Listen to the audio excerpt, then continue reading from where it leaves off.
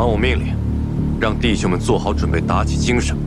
一旦击杀崔离，所有人重重有赏。是。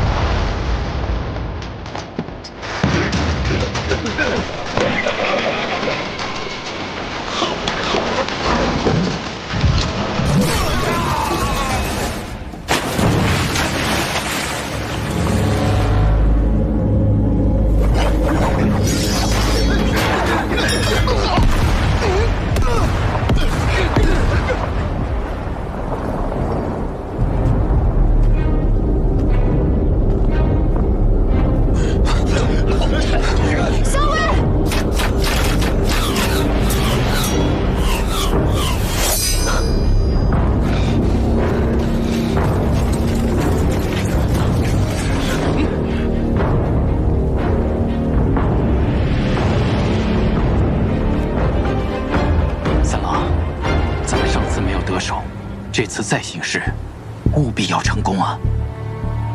此次若不能击杀崔离，便会失去临淄王李俊这个强人。而且一旦崔林回到军中，他和伯父都不会放过。无论如何，崔林必须死。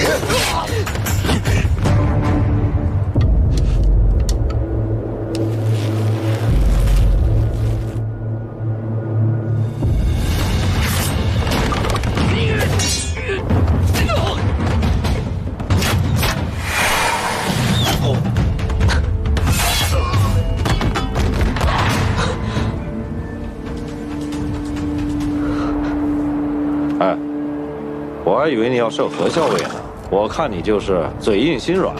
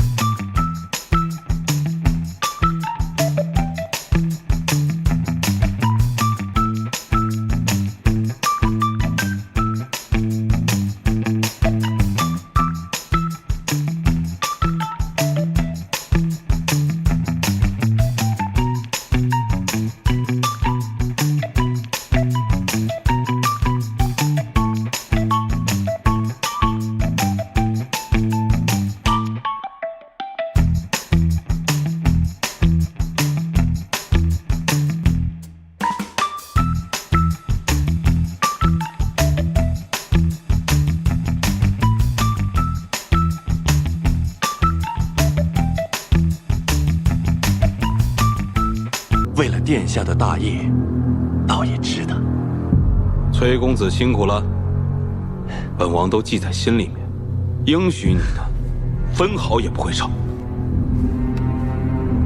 殿下大恩，崔礼谨记，日后定誓死效忠殿下。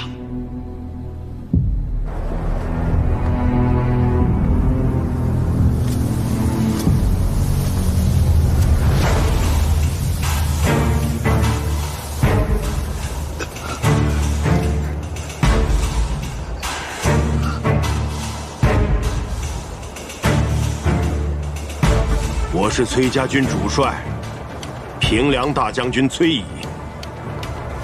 你上来，想来有活路。大都督命我等攻瀛州，讨朕者杀，敢降者杀。我全家老小都被里长看管，我若是降了，我全家都没活路了。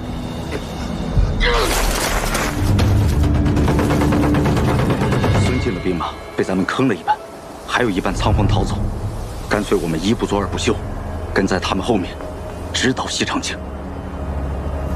大将军，大将军，大将军，大将军，公子率军返回瀛州的途中遭遇埋伏，受重伤落入水中，现下落不明。公子身边的人呢？何校尉呢？公子遇袭之时，镇西军恰在左近，救了一些人。镇西军的主帅李逆写了一封信，差人过来送给大将军。崔大将军，逢崔家军遇袭，恰在左近，昔为之晚矣，令公子堕河。幸其救得阿银，深可为大将军之幸。阿银安然无恙，于镇西军中休养。唯望大将军率大军与镇西军同取西长京。李逆这个无耻之徒，狂妄至极，竟然敢胁迫我！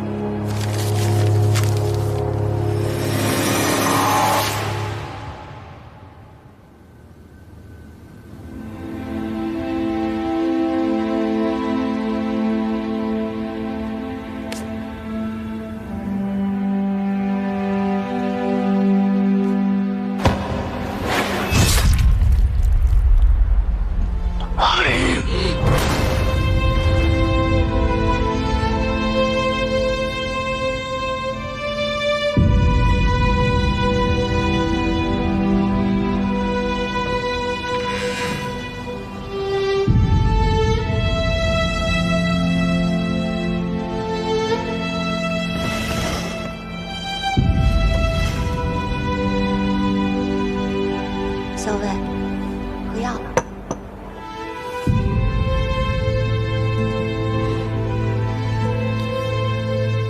太烫了，一会儿再喝。你也别太难过了。公子或许被人救了呢。这么多天过去了，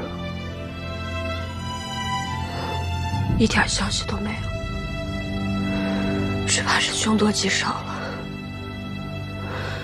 哎呀，也许公子被人救了，但是在养伤，所以一时无法回来。好了，桃子，你别安慰我了。他本来身子就弱，又受了那么重的伤，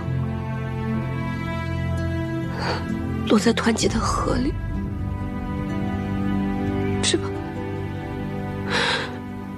只怕是再也回不来了。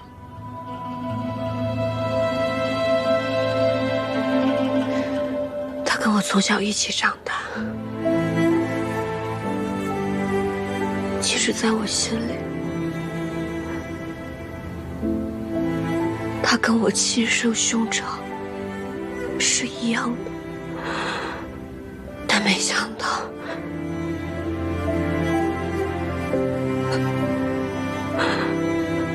没想到如今他居然死无归宿。好了，我知道你现在肯定很难过，可你身上也有伤，这不喝药怎么行嘛？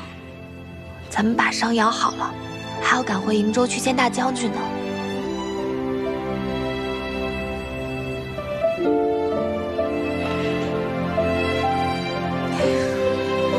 李逆这个坏人，竟然把咱们扣在这太清宫，还不肯放我们出去。他这是把我们当犯人关起来。不都说了吗？以后在我面前不要提他。你去找一些国府秘剑吧，这样等你回来，药刚好凉了，我可以一口气喝。这太清宫里怕是没有什么国府秘剑，又不能出去买。哎，要不我让他们给我2升麦子，发一些麦芽，给你熬麦芽糖好不好？我这就去。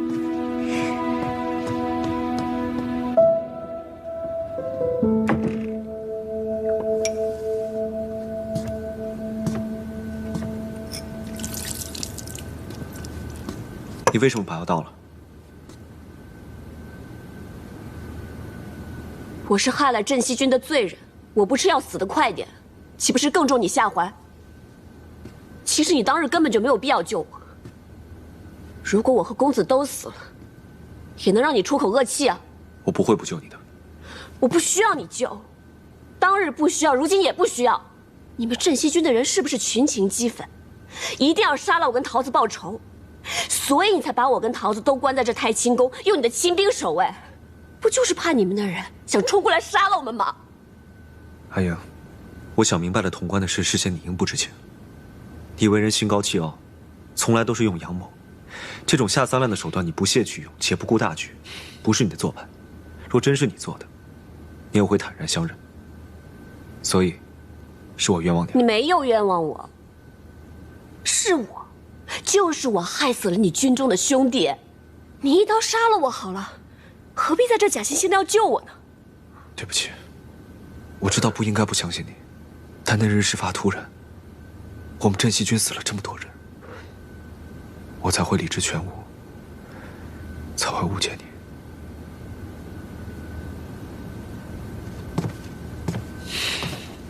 出去，我不想看见你。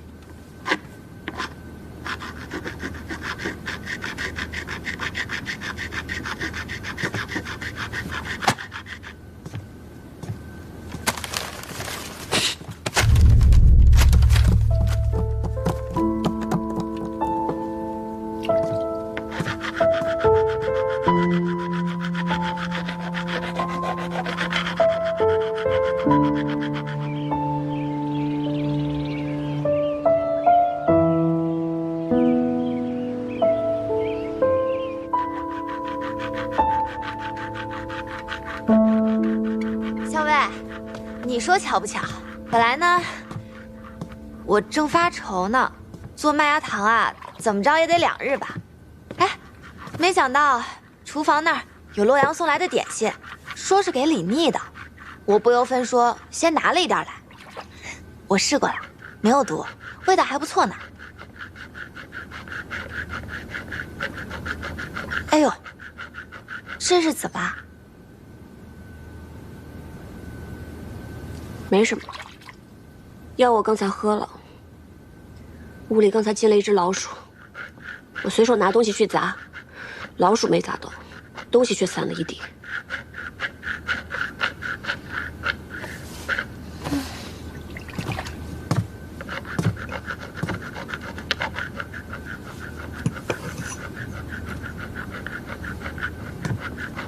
你说啊，这堂堂镇西军统帅，哎，学什么不好，偏偏要学老鼠。这老鼠拿了蜜饯来，还惹得我们校尉不高兴，白白浪费我1碗药。好了，我再给你熬1碗药去。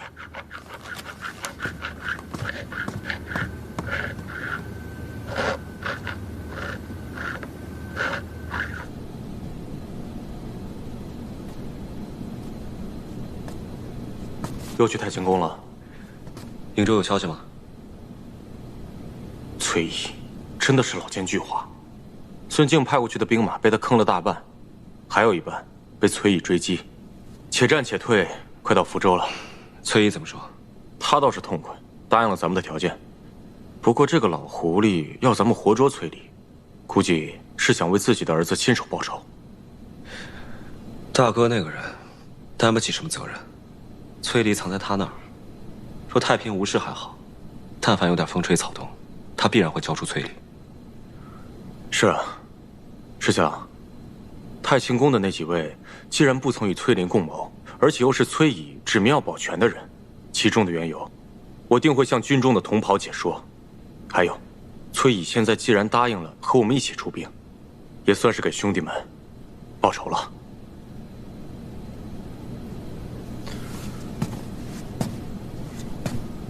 但是石七郎，太清宫你真的要少去了。那个何校尉是崔家军的人，你是镇西军的主帅，你们俩交往甚密，不妥的。阿勇，我跟你说过，是我有愧于他。可是石七郎，你要记住，陛下现在已经登基了，你是陛下之子，是镇西军的主帅，你将来不可能娶崔家军的女人，就算是侧室，你也是不可能啊。既知不可为，为什么不早了断呢？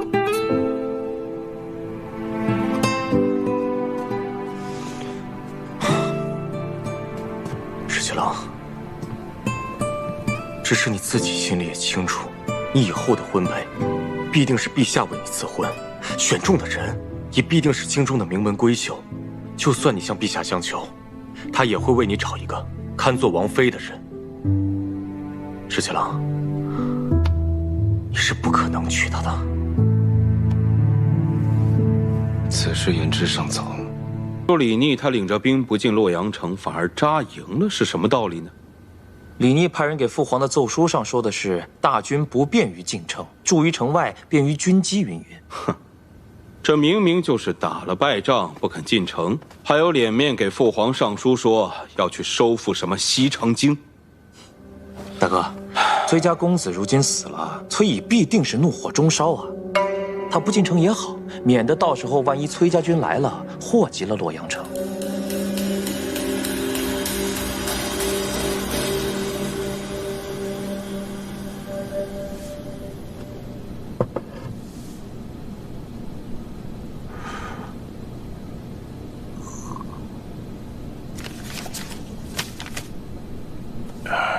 皇孙既然传信来给父亲，想必是有了破西长京的计策。李逆在信中说，希望我能够暗中联系朝中的旧臣，将孙敬征百越惨败一事散播出去，使市井乡间皆以为大败是真，最好能令良价飞涨，这样最易动摇民心。父亲，您觉得皇孙是何计策？此人机巧善变，我也实在是看不出啊。不过，看他打算搅乱城中民心，一旦这城中乱起来，他便有机可乘。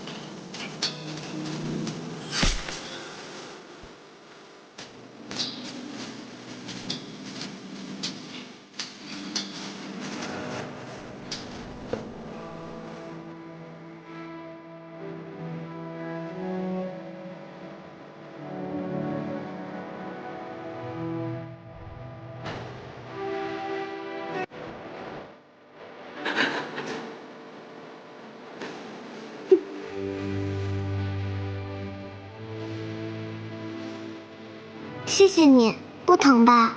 不疼。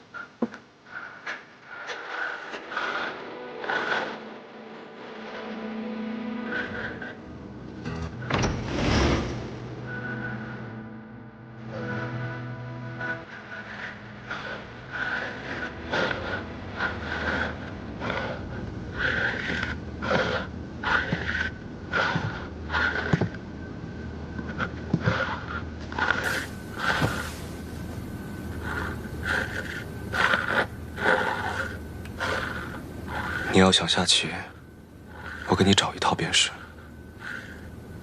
何必这么辛苦，自己打磨呢？公子喜欢下棋，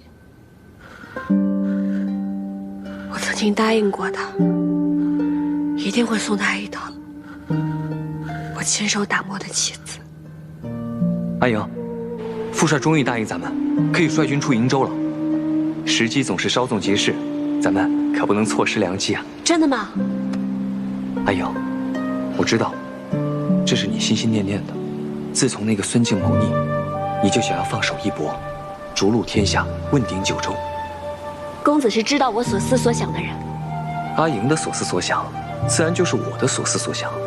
只要你想去做的事情，我一定会尽我最大的能力帮你做到。谢谢公子。既然我把这事儿给办到了，那上次你答应我的，可不能忘哦。我当然记得了，公子说过想要一套棋子。公子放心，等行军得闲的时候，我一定要亲手打磨一套送给公子。那倒不用，只要是你亲自挑选出来的玉料，到时候我让玉工琢磨，是一样的。那不行，一定要我亲手打磨，这是我的心意嘛。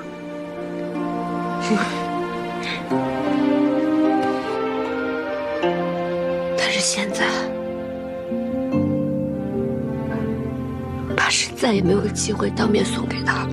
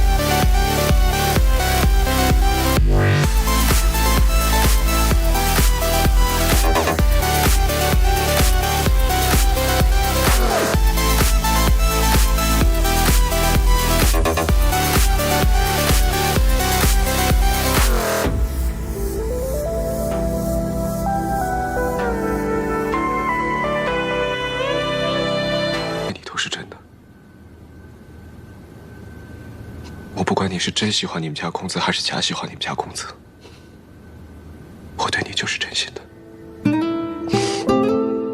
从第一天见到你，你把我踹到井里了，那时我就在想，如此凶狠狡诈之人，下次我见到他一定要把他踹到井里。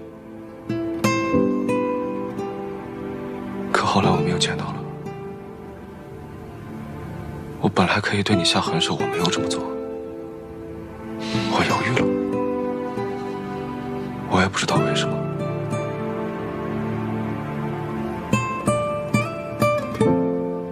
那天在太清宫，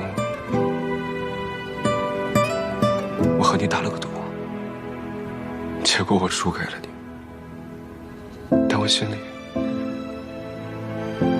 却有一种说不上来的高兴，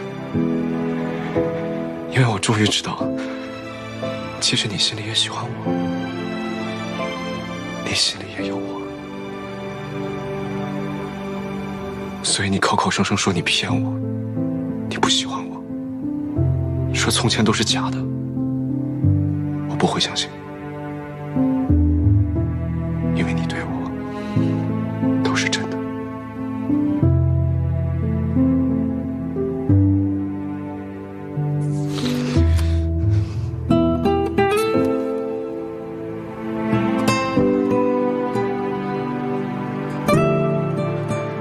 哪怕再生我的气都好，不要拿自己的身子怄气。你身上有伤，好好吃药，也不要不吃饭。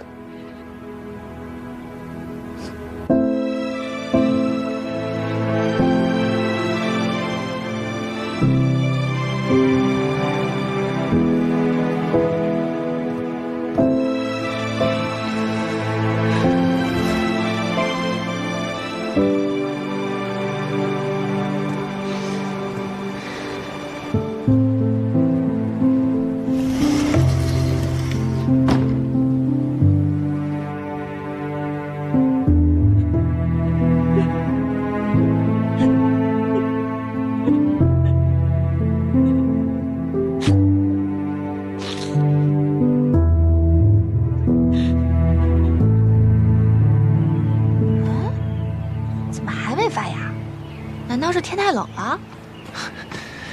桃子，好久不见，终于又见到你了。桃子，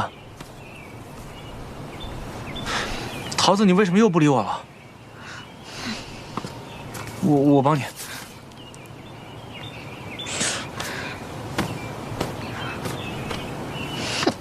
哎，桃子，桃子。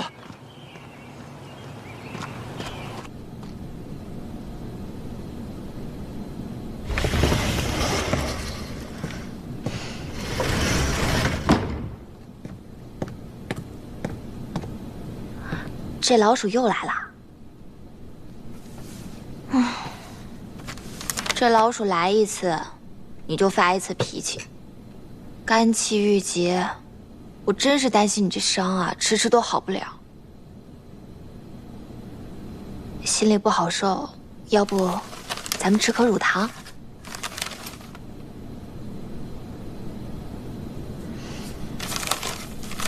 这老鼠也真是的。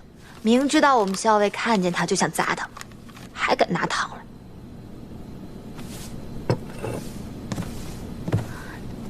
那，咱们把药喝了。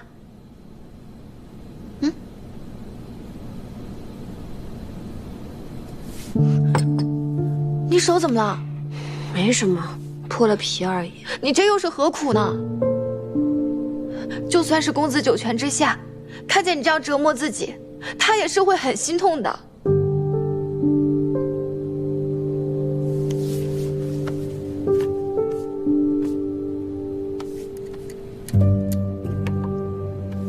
来，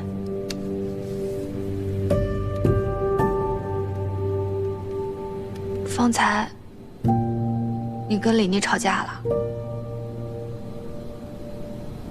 是啊，我把他骂了一顿。说了好些狠话，但没想到他反倒什么？没什么。校尉，我知道你还在气李妮不相信你，更气他在危难的时候作壁上观。公子的死。你又伤心又自责，可可你总这么难过下去也不是办法，你总是要顾好自己的身体的，是不是？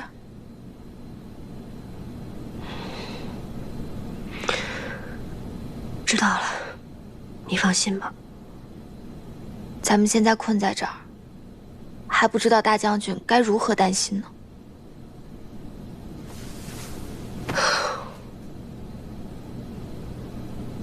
还是要想个办法，脱身回应州。小伟，要不咱们就从李逆身上下手，好脱身回英州。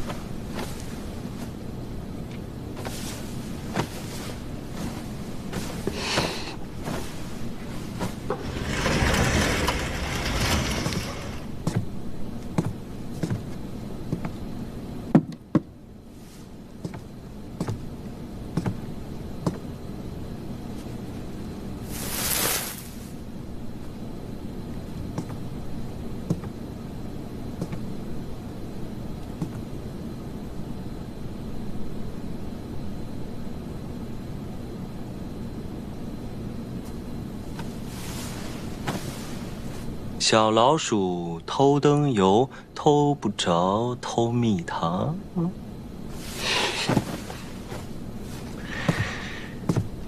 哎呀，你晚上就喝了药，你饭也不吃，这样下去肯定会有伤元气。我给你带了一罐蜂蜜，给你烙了个饼，你要不就吃一点。多谢皇孙关心。我不饿。你就算生我的气，也不能不吃东西。皇孙何必要这么关心一位阶下囚？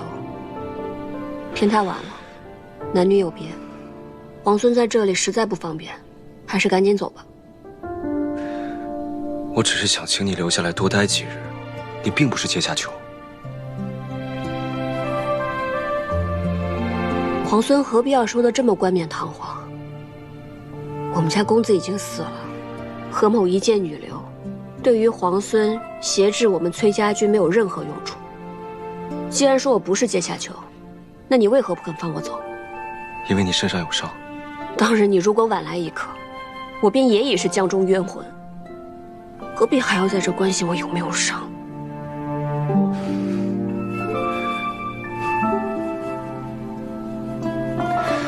你就算不为我，也要为桃子想想。她成日急得要哭，担心你伤势恶化。你说你药也不吃，饭也不用，这样下去真的会伤了元气。你不要妄想用我身边的人来挟制我。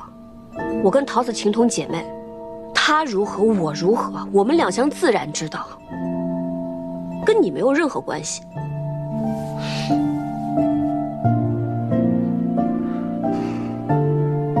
你既然还生我的气，那我先走了。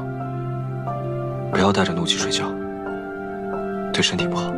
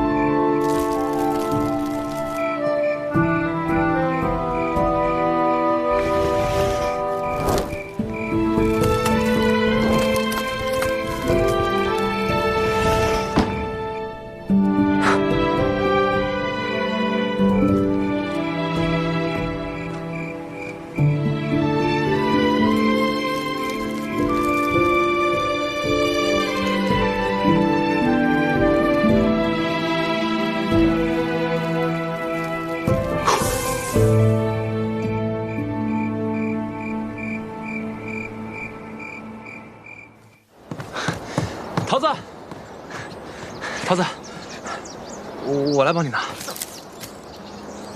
桃子，你还在生我的气吗？你可不可以别不理我了？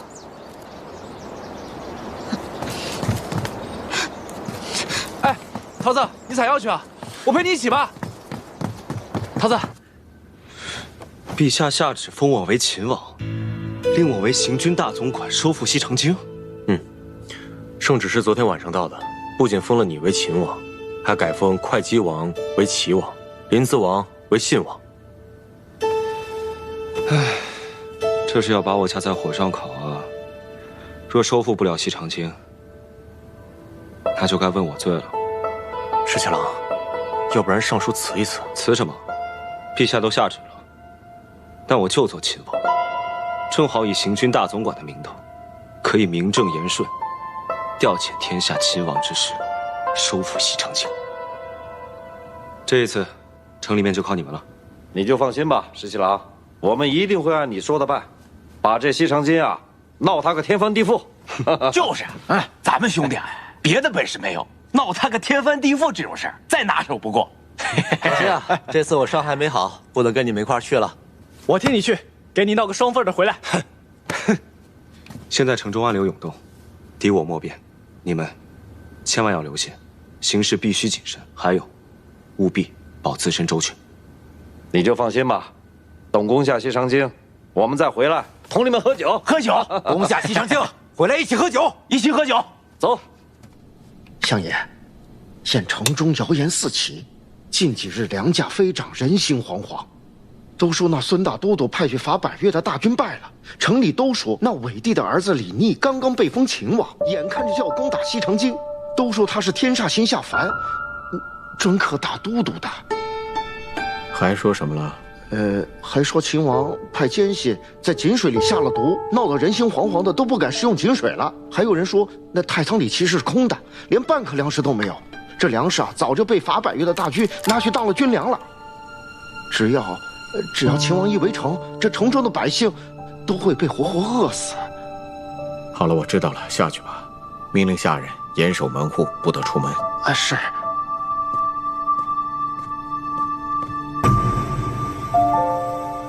你可明白了？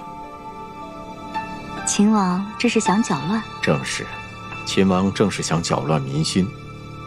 现在就看宫中那一位会如何应对了。把那些妖言惑众的人都抓起来，杀了！大都督，只怕这造谣之人别有用心，所以才要杀。不仅要杀，我还要株连九族。我就是要看看，到底还有谁再敢胡乱造谣生事。是。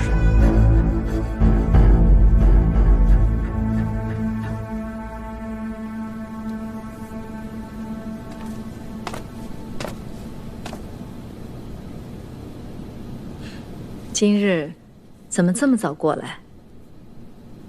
哼。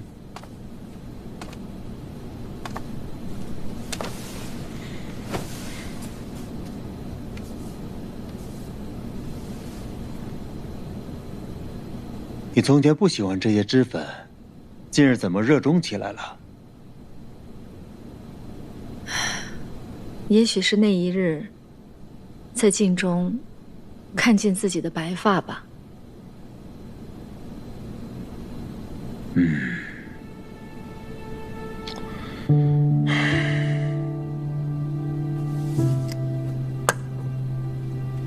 阿季，是否前朝有事？你不用同我讲，我跟你出去散散心。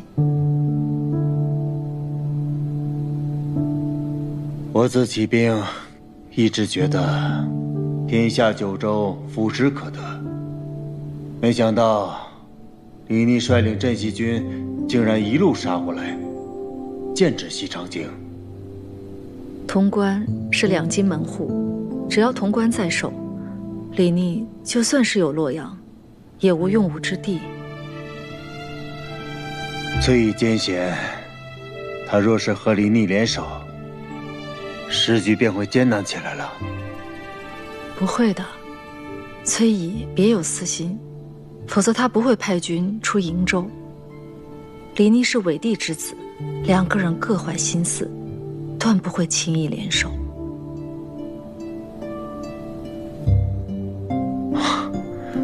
我本不应该同你讲这些。走，打马球去。好。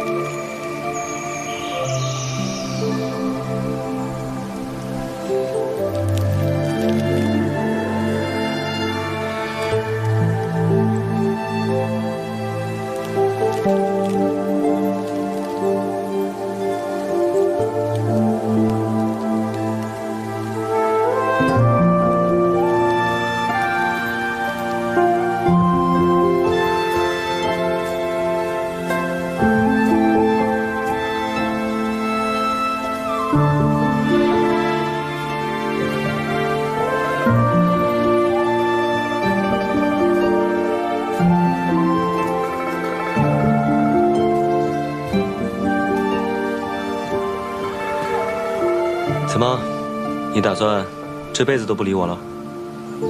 秦王殿下多虑了，如今殿下刚刚封了秦王，想给殿下献殷勤的人多了去了。殿下又何必这么在意我？从前叫我皇孙，如今叫我殿下，你就不愿意再叫我十七郎了吗？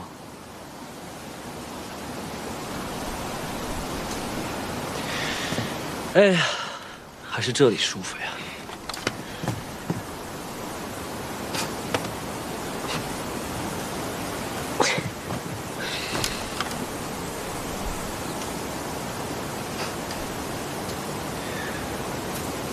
我年幼的时候呢，我奶娘哄我说，我要是有什么心愿的话，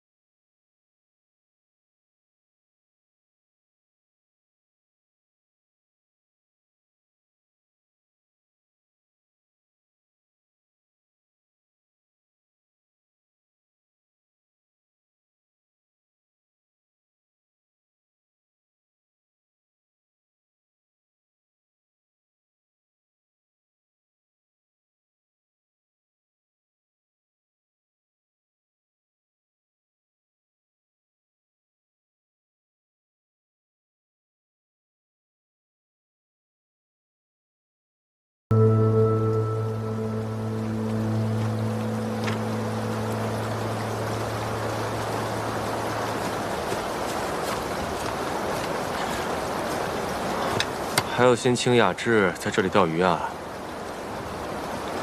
怎么，崔乙的大军来了吗？还没有，在路上，慢得很。石七郎，你说这个崔乙会不会另有心思？这西城京城里情势万变，如果他再不快点的话，我就怕这个时机稍纵即逝啊。他被我胁迫，当然不情不愿了。再说，我兵少，他兵多，攻城他却要出全力，你说他肯速速前来吗？我刚刚收到消息，大将军已经。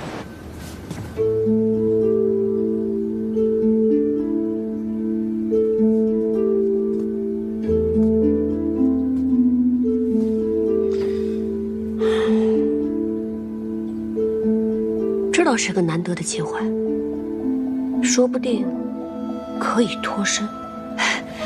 校尉，我就知道你一定能想到好办法。只是此事要从长计议。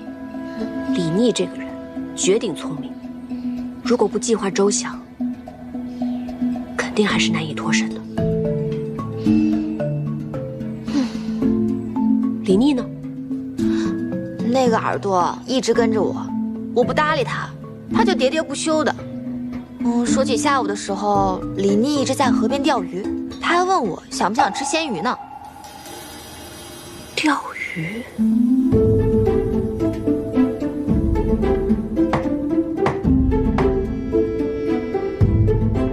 谁啊？殿下，是我，桃子。请进。殿下，小裴将军。殿下，校尉天天喝药，饮食减了大半，人也清瘦了不少，这些你都是知道的。今天校尉喝完药，突然说他想喝鱼丸汤，我就赶紧去问厨房了。但是厨房说今日不逢集，也只采买了一些蔬菜。可巧我看到那水桶里养了几尾活鱼，可他们说那是殿下今日在河边钓的，所以不敢擅自做主，我就前来询问一下殿下。难得他想吃点东西，我去厨房做吧。那就不劳烦了，我来做就行。没事，鱼丸捶打讲究巧劲儿，我来。如此的话，那就劳烦殿下了。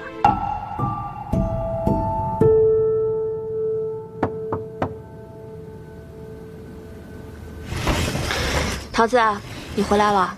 是啊，是我来了。趁热尝尝吧，凉了就腥了。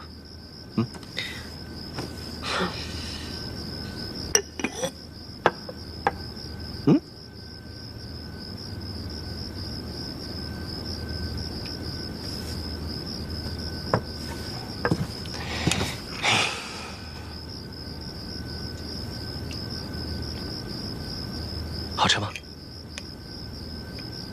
倒是挺新鲜。你啊，就应该好好调养一下。就算再生我的气，也不能不爱惜自己。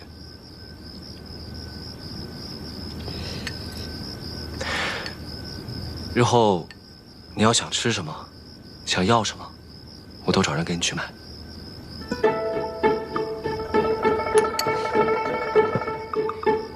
你就真的不怕我趁机传递消息，然后一走了之吗？你若是走得了，我也有办法将你半路截回来。你不信的话，尽管一试吧。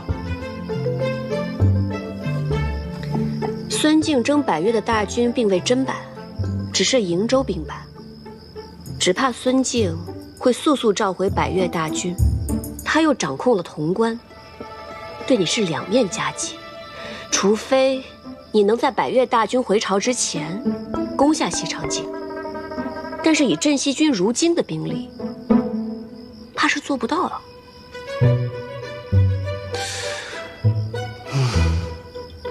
说的真好，不过我还是不会放你走的。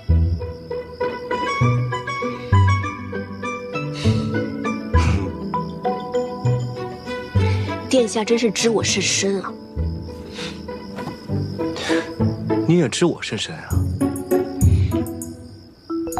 彼此彼此。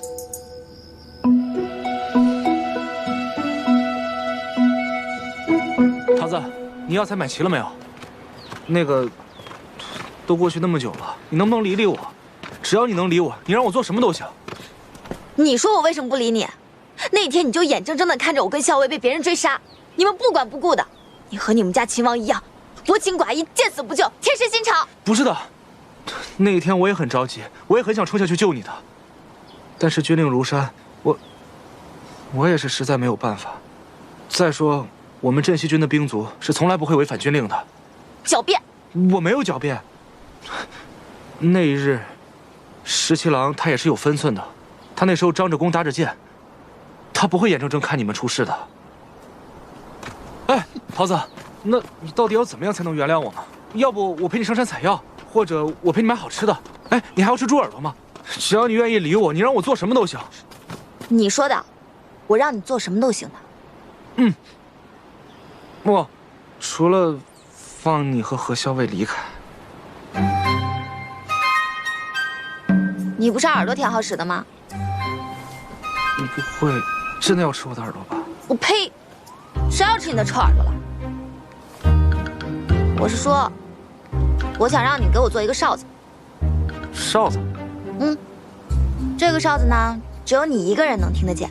以后我有什么急事找你的话，我吹那个哨子就行了。听起来挺难的。不过你放心，我一定可以做到。这还差。哎，那桃子，你接下来不会再不理我了吧？现在不生气了吧？看我的心情吧。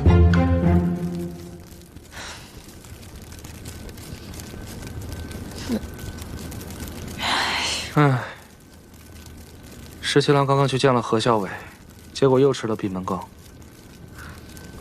活该。桃子姑娘，其实十七郎真的对何校尉很好的，要不你帮忙在校尉面前美言几句，让他消消气。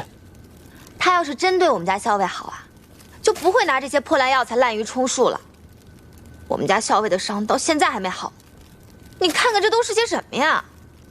桃子姑娘，你别生气，这样你开个药方给我，我来买。如果这附近买不到的，我就去西长京或者洛阳买，怎么样？这可是你说的啊。行，我现在就去给你开药方。好，继续扇，不要停啊。哦。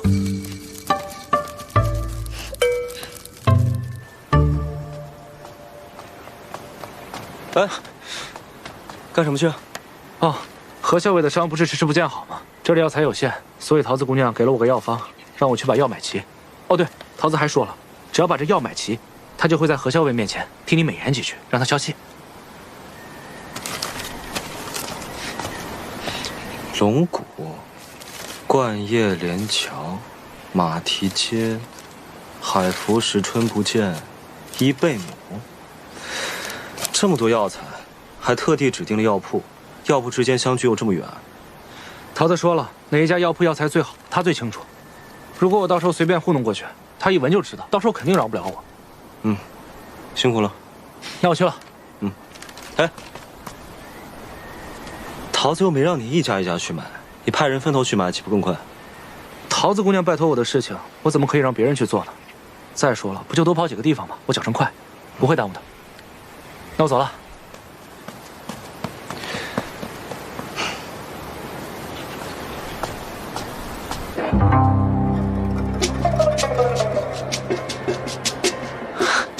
回春芳，终于找到了。掌柜的，帮我抓一下这个马蹄筋。啊，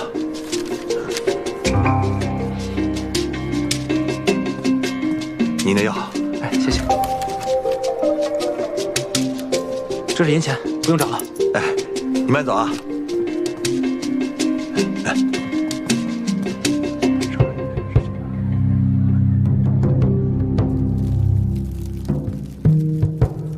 桃子姑娘，桃子姑娘，我要买齐了。这么快？你不会是偷懒没有买全吧？没有，我都是按你的单子一家一家买的。我看看。嗯。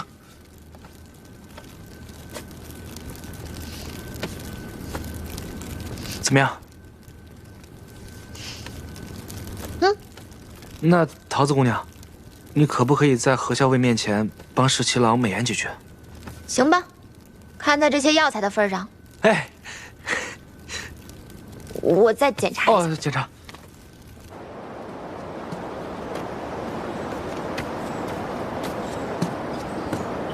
阿莹，我看今天天气不错，我给你折了桂花。阿莹，阿莹，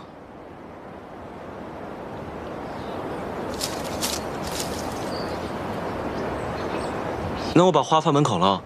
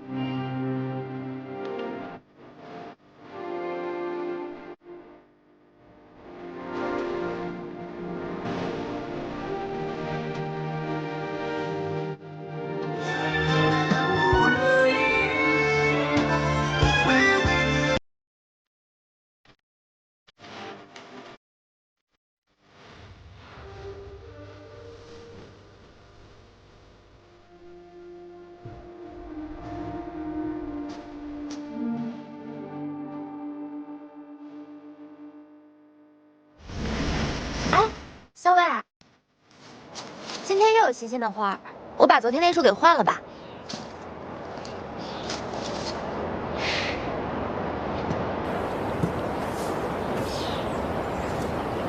小伟，你就别生气了。我看这次秦王，哦不，是真心给你赔礼认错的。他不是说了吗？他不该不相信你。其实公子的事儿是崔离那个小人所为，也怪不得他的。奇怪了，你今天怎么在帮他说话呀？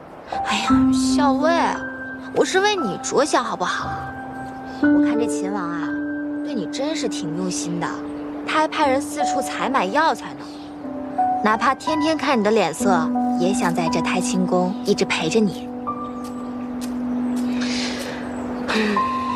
其实啊，我也知道他是真心赔礼。我也不应该再生气了。若是旁人这样，我也不至于这么生气。但是，旁人怎么能跟他一样呢？哦，原来是这样啊！我说嘛。再说我要生气了。哎呀，我错了，你别生气，我给你换花。大将军，有消息了。石七郎，石七郎，石七郎，石七郎，有个好消息。怎么？桃子说他费了万千好话，终于说动了何小伟，让他答应跟你好好见一面。所以今天晚上他们在莲池设宴，到时候桃子会见机行事，留你们两个单独说话。哦对，桃子还说，姑娘家嘛，总归是心软的，你到时候要以诚心相待，多赔不是，这样定能够让何小伟消气。替我多谢桃子姑娘。好。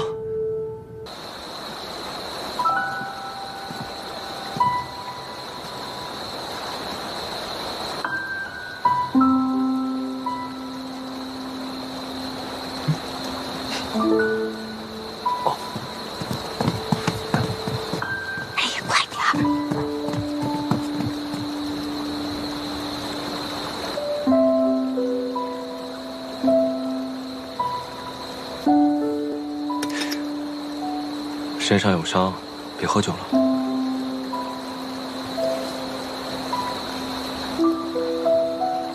那日我们在太清宫，现在想起来，真是恍如隔世。是啊。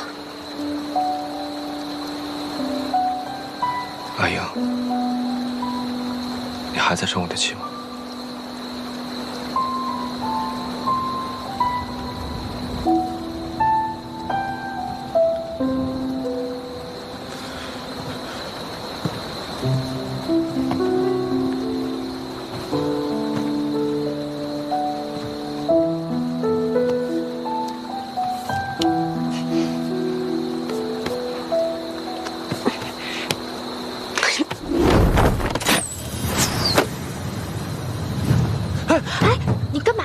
他们打起来了，打情骂俏，先打起来，自然就和好了嘛。再说，就算打起来，你们家那个17郎他能吃亏吗？别打扰他们了，咱们走吧。去哪儿啊？哦，我有点饿了，要不咱们去吃唐敏家的点心吧？我一直听说他们家的点心在东都特别有名，一定很好吃，我想去尝尝。走，我带你去。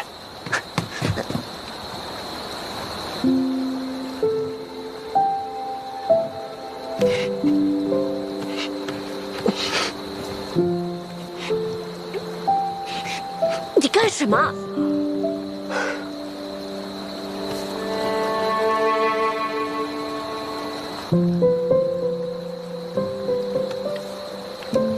你手上的伤好些了吗？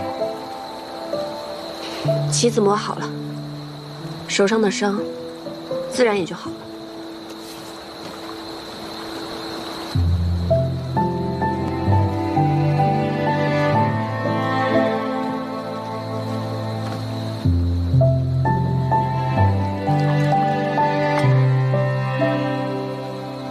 你为你们家公子亲手打磨了整套棋子，连自己手受伤了都可以不顾，但你却没有亲手为我做过些什么。谁说我没有为你做过什么？你为我做过什么？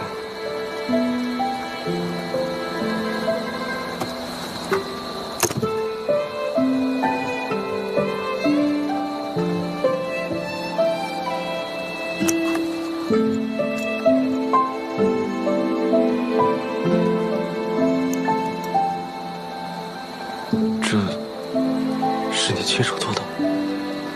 在潼关的时候，我就已经开始做了。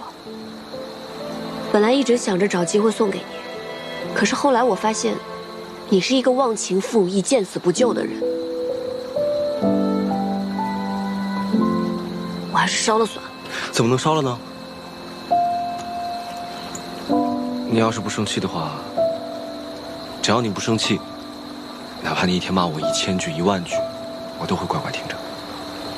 呸！谁愿意骂你？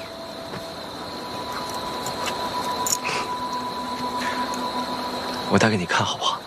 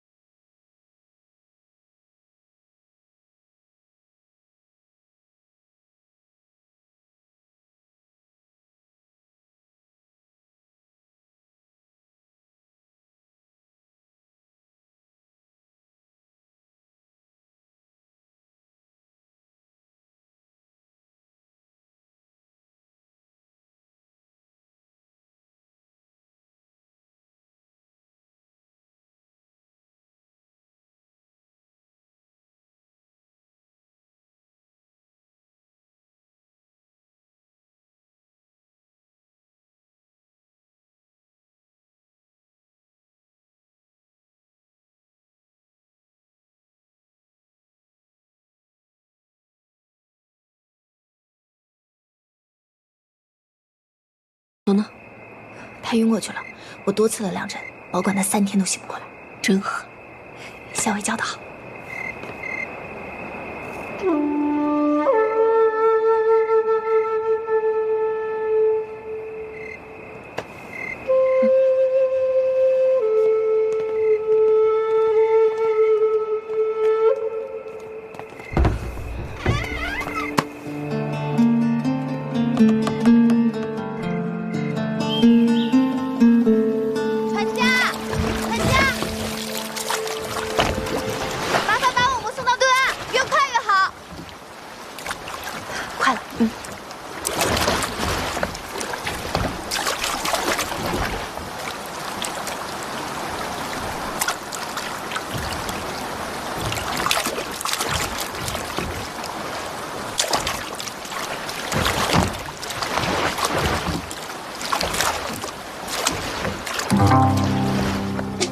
请我。哎呀，你叫我呀？嗯？哎。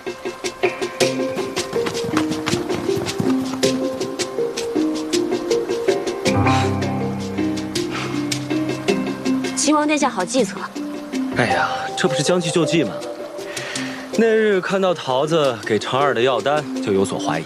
果不其然，你们不仅通过药铺联系上了崔家军，还故意演了一出好戏，为的就是让常儿真的以为桃子为我美颜，而你也真的被说动了，就是为了设一场宴，刺晕我，以便逃脱。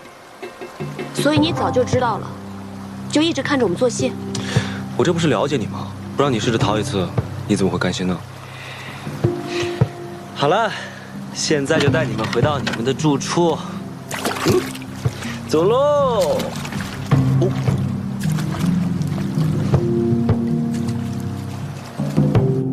大都督，前往崔家军中的使节，被崔乙抽了一顿鞭子，逐了回来。哼！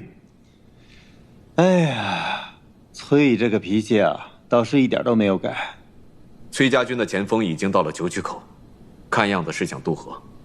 若崔乙渡河，与李逆联手合围夹击西长京，京中又人心动荡，只怕于大局有碍。大都督，咱们要不要趁他渡河，中流击之？崔乙素来老辣，他若是敢从九曲口渡河，势必要想到那里河滩水浅，渡河易，伏击也不难。不对，他是不会从九曲口渡河的，八成是虚晃一枪。崔乙的儿子不是被人劫杀了吗？我看他此番未必是冲着咱们西长丁来的。放他渡河。大都督，若崔家军渡河之后，与李逆放他渡河。他若是敢火中取栗来攻我们西长京，那我就跟他决一死战。他要是奔洛阳去，那我就派出兵马，趁隙剿灭李逆。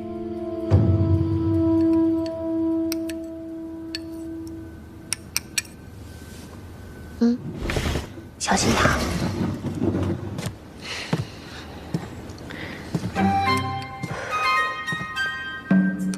桃子，你们家校尉身体如何？还缺药材吗？托殿下的福，药材倒是不缺了。你心里明白，我们校尉的病都是被你气出来的。哎呀，这可糟了！说些让你们家校尉更生气的话吧。由于汲取了这一次教训呢，我又重新派重兵把太清宫这里里外外都围得跟铁桶一般。我更是派了几十名斥候，又把每一个出口死死地盯着。这次你们若还是想逃出去，我都替你捏一把汗。秦王殿下，想必你已经计划周全，准备在西长京城中一击必中了。这再严密的计划呢，都会有纰漏，谈何周全，又谈何一击必中呢？既然还没有周全的计划，那不如这样吧，我来替你谋划，杀了孙敬，然后你放我离开，如何？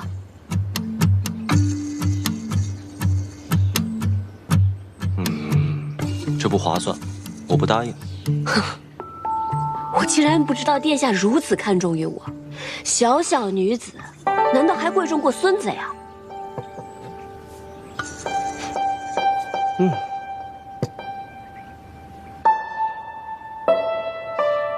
崔乙独女，自然贵重过孙子。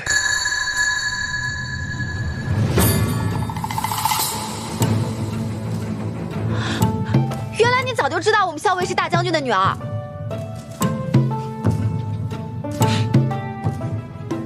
原来你早就知道，怪不得你一直不肯放我走呢。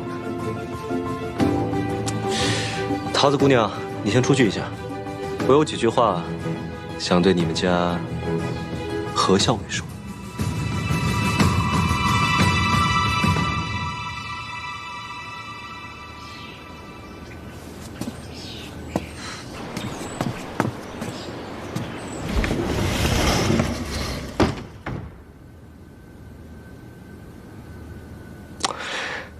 其实我在救了你之后，我写了一封信给崔大将军。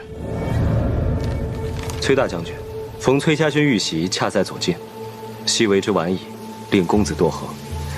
幸其救得阿莹，深可慰大将军之心。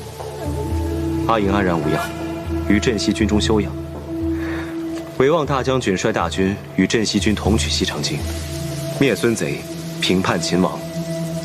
届必可令凤凰归巢，完璧归于赵。我说你安然无恙，恳请他与我一起平叛孙贼，收复西长京。崔大将军虽然回了我的信，但殿下想说什么？不如就直说吧。我也终于知道，当初率娘子军力战不降在瀛州郡城的武烈夫人，就是你阿娘。武烈夫人姓贺，随你化姓氏为何，自称何氏。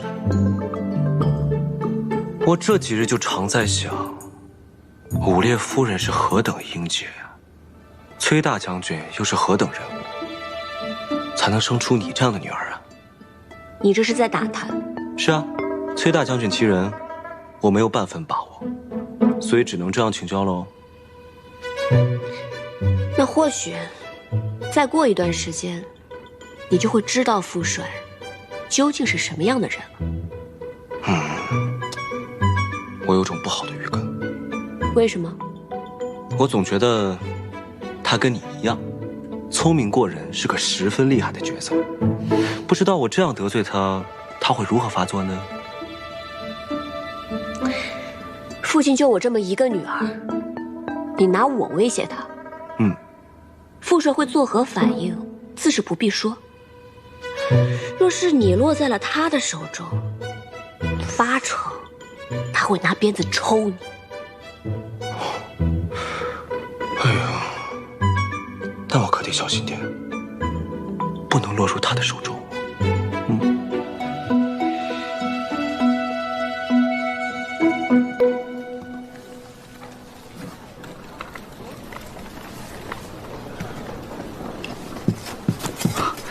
大将军，前锋诸部已尽数渡河。中军罢营吧。罪魁祸首竟然藏匿在洛阳城中，敢杀我儿子，我崔家军当然要还以颜色。什么？崔乙没有儿子，只有一个女儿？何校尉就是崔林，死了的那个崔林就是个幌子？不可能，绝对不可能！石七郎，你是为了娶那个何氏，所以编了一通瞎话来骗我的，是不是？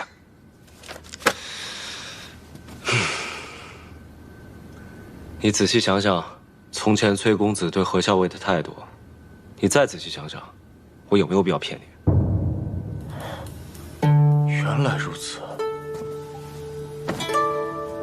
所以你才把他扣在了太清宫，不肯放他，然后在这里布下重兵。你是想用他来胁迫崔乙？这怎么能说是胁迫呢？自然是请平凉大将军崔乙，看在我们镇西军元首相救他爱女的份上，与我等一起秦王平叛，收复西长京。喝药啦！来来，今天秦王送的花还挺好看的。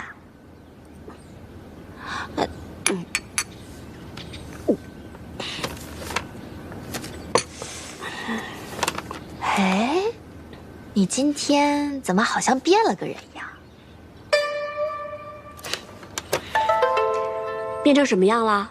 变回我们家以前的小姐了呗。哎呀，我想着，过几日，兴许就能回到父亲身边了。这病若是总好不了，岂不是要让他担心啊？你已经想到脱身的办法了？只怕父亲已经率军赶到洛阳城外了，局势风云变幻，这个李逆困不了咱们太久了。那太好了。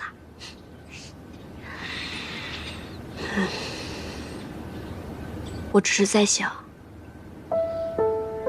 要是公子能够侥幸脱险，那就真的太好了。不然，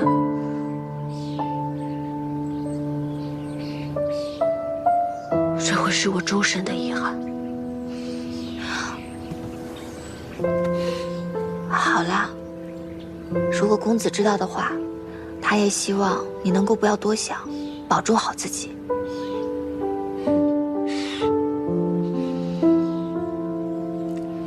活着的人要好好活着，这才是对逝者最好的安慰。这是母亲殉城以后，父亲告诉我的。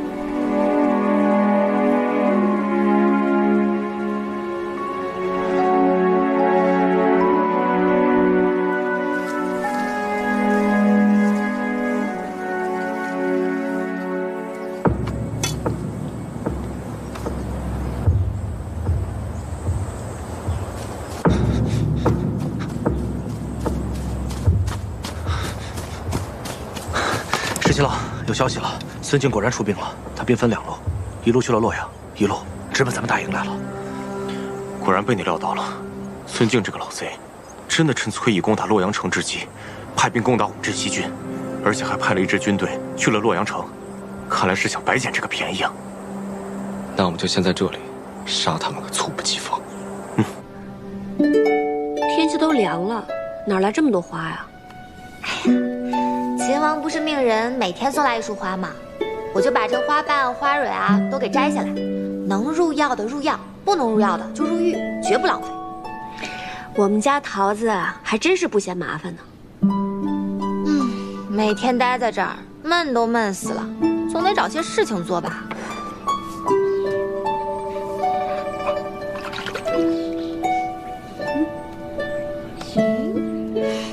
这之前秦王送来的衣饰还真是挺好看的，小薇，我觉得你还是这样打扮最好看了。你呀，就是喜欢我打扮成这美娇娘的样子。咱们校尉在军中那也是十分的英姿飒爽，但你难得像今日这般精心打扮，我还是觉得你这样最美了。今日怎么秦王迟迟没来？我猜他肯定是被什么事情给绊住了，搞不好副帅已经到了。洛阳城里可得争口气了，能挺一刻是一刻。若洛阳城破了，孙晋的人马马上就会调转过来和他们会合，来夹击我们。到时候啊，就大大的不妙了。老四，咱俩赌一把，什么？就赌这洛阳城，他能守到几时几刻？不跟你赌，不跟你赌。洛阳恐怕是一时半刻也守不住。嘿，一帮莽夫！如今只能指望崔乙能够阻孙敬一阻了。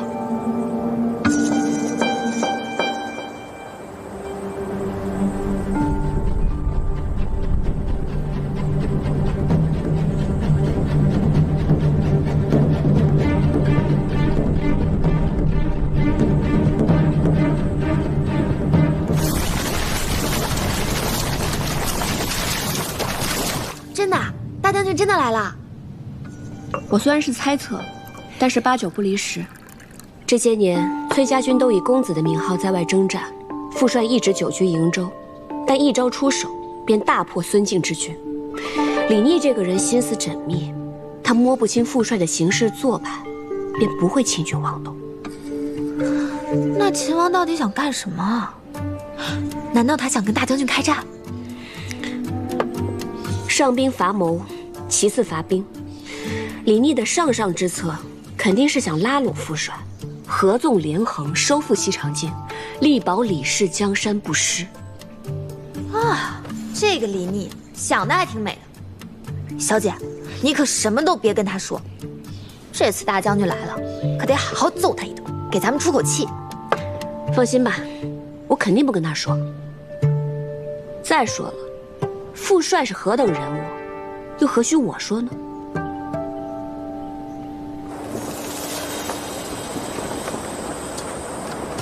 十七郎，俘虏已经全部安排好了，而且还有些伤兵，也给他们上了药。咱们这一仗又折损了孙敬不少人马。撤！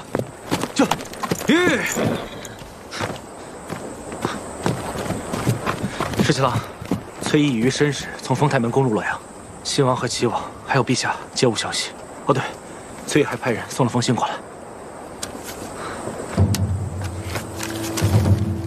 今奉陛下及信王、齐王于洛阳，以咸邑之城，望殿下即刻送还我崔家军人，否则必提兵相见。果然是有其女必有其父啊，真的是半点亏都不肯吃。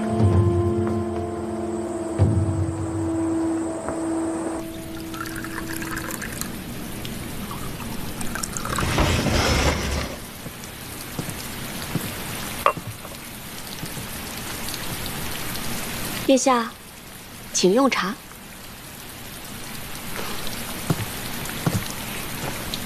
来，谢谢。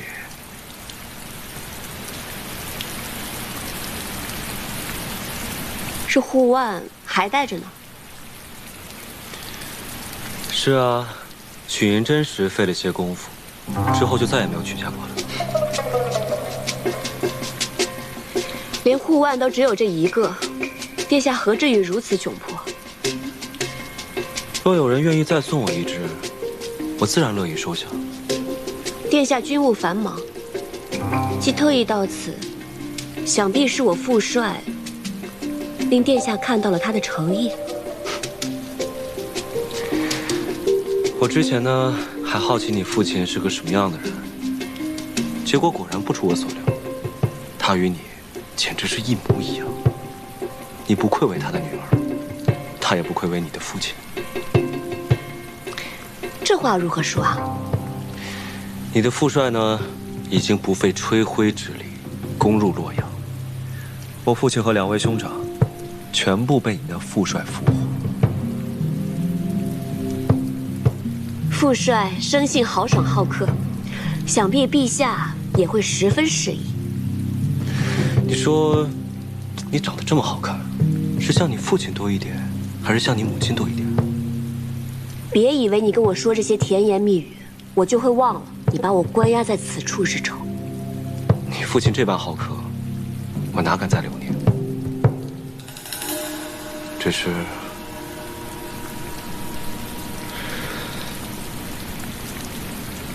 只是仅此一别，再相见时，不知何时何地。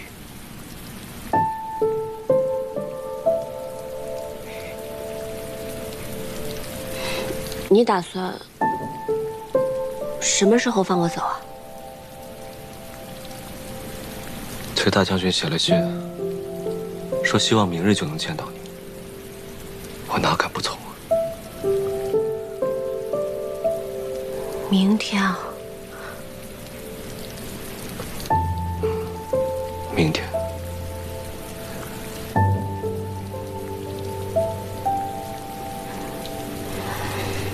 实在太快了吧？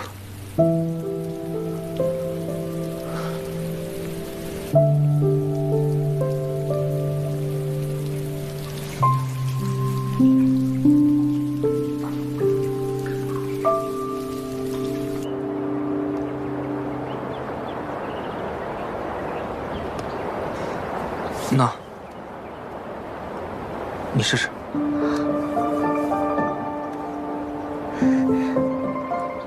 你真的做出来了？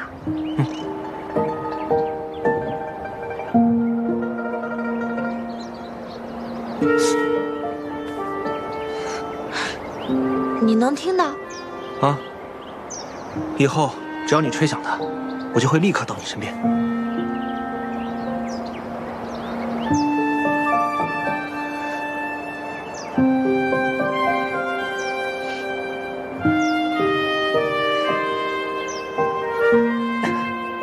我在这儿呢。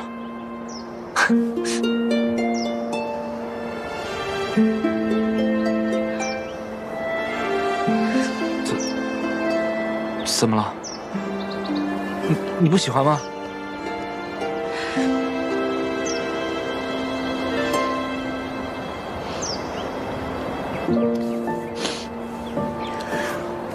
我很喜欢，我就是想吃猪耳朵。我给你去买。哦，你别难过，我很快回来。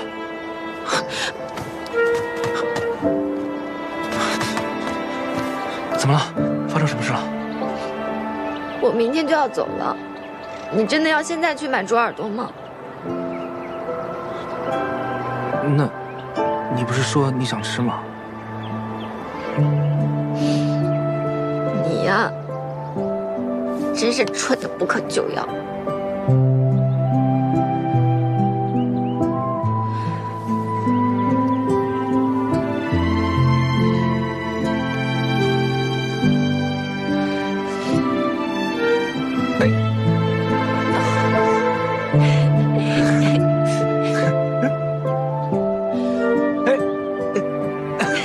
在这儿呢。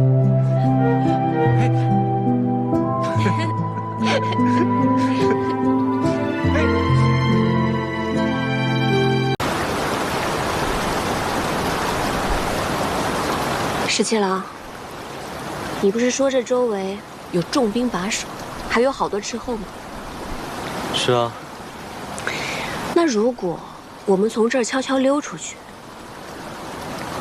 会有人发现吗？试试。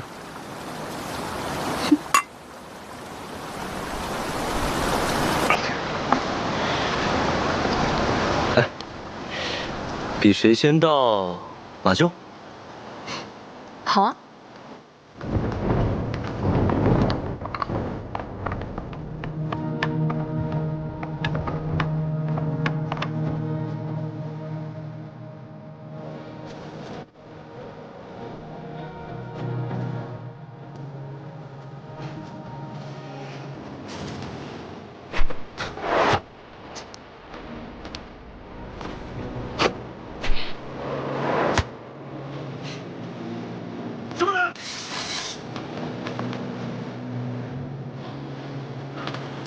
殿下，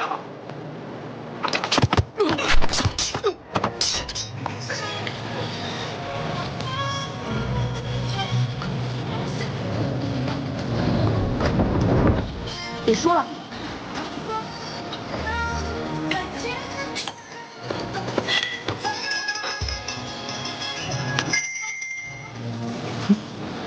不知道这样，想谁胜谁负？那就再比一比，看谁能先到乐游园。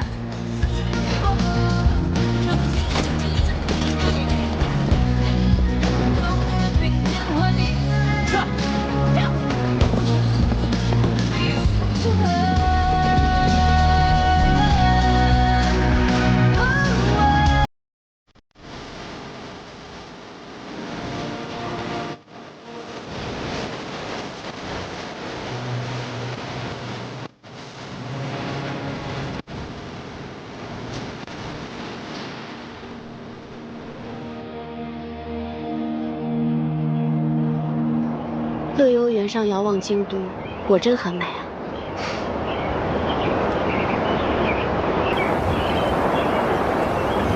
其实，我一直都很好奇，你究竟是怎么样知道我的身份的？崔家大小姐的气度，自然不是普通人可及啊。我的身份还有和公子的关系，别人都不怀疑，怎么偏偏就你能看出来？当初呢，你骗我说你是崔公子的侍妾，我便对你的身份起疑，于是我便设宴试探崔公子，更是佐证了你的身份并不简单。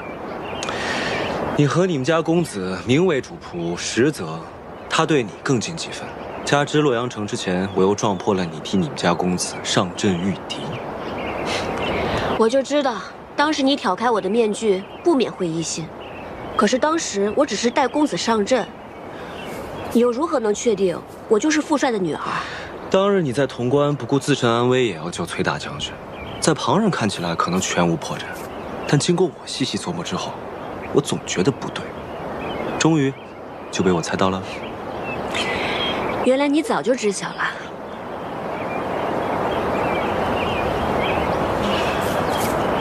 你知道吗？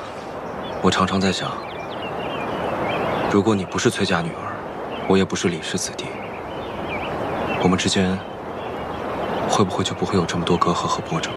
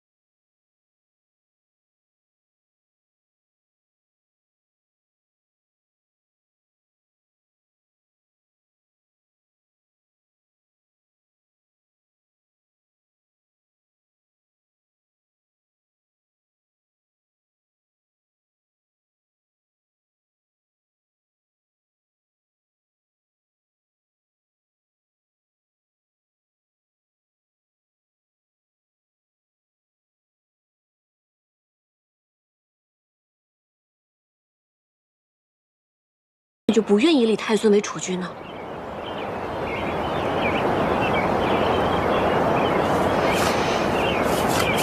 我们私奔吧。待到天下太平，寻回太孙之后，我们就离开西长京，一起去劳兰关，过逍遥自在的日子，好不好？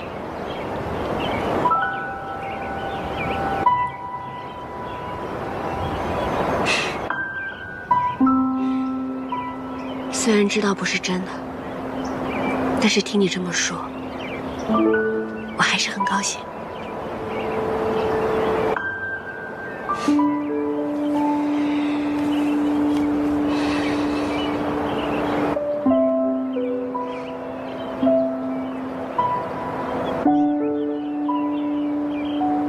当日我们约定，等到海清河晏之时，同游乐游园。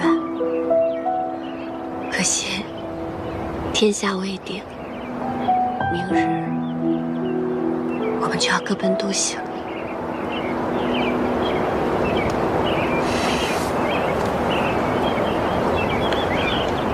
会有那天的，到时候我们就先游乐游园，再去老兰观，我们一起骑马驰骋，去看看这山河，好吗？好。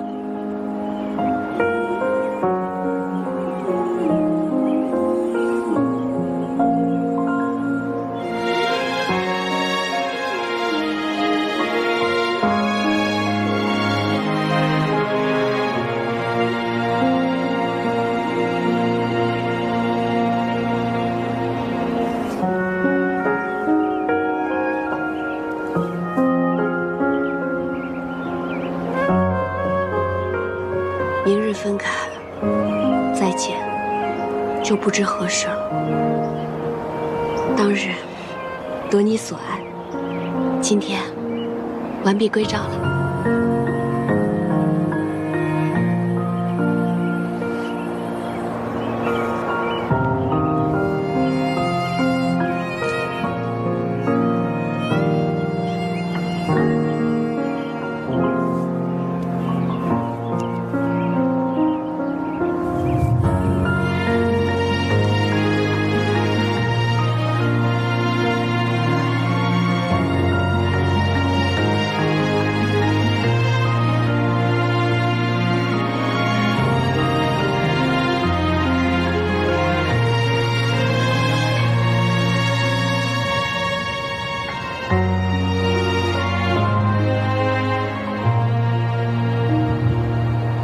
阿莹，你跟你们家公子真的是从小一起长大的？我看你是对这件事情尤为在意。那当然了，我第一次见到你们就那么亲密，我心里就不舒服。那你为什么还要问？公子他八成已经不在人世了。我就是想听你对我说清楚，我心中便不再有猜忌。以后呢，保证也不问了。公子的本名叫做柳成风，小的时候他救过我。他父母早亡，所以爹爹就把他收养成了义子。我阿娘年轻的时候受过伤，身子不好，所以跟阿爹结离10年也未生育。但那个时候，爹爹已经是边陲大将，朝中为了牵制爹爹，借口他无子，非要赐给他一位夫人。后来阿娘心一横，到处研医问药，最后终于有了我。可惜，还是无法应对朝廷。阿爹便谎称自己生了个男娃，按照崔家的排行，取名为崔林，作报于朝中。原来如此。后来，阿爹在瀛州对抗接硕，阿娘力战殉城，朝中追封阿娘为武烈夫人。阿爹感念阿娘的情谊，再未续弦。后来阿爹也把我当成男孩一样养大，但在我7、8岁的时候，女孩的样子再也掩盖不住了。阿爹就让柳成风顶着我崔林的名字，在军营中行走，以免我是女子一事被揭穿。公子因为我从小到大遭受了不少危险，就连他的名字也不被人所知，所以他活生生的活成了我的影子。我们俩从小一起长大，我把他当作兄长，自然要比旁人亲近一些啊。你把他当兄长，他心里可不这么想。他都已经不在了，你还要这么介意吗？怎么总是说我？那你呢？我怎么了？顾相家的那位小姐十分中意你，在西长京的时候还不顾危险到客栈来给你报信，你就不感念人家的情谊吗？顾小姐同我和我同她可不一样，她十分中意我，我又不中意她，只好令他失望了。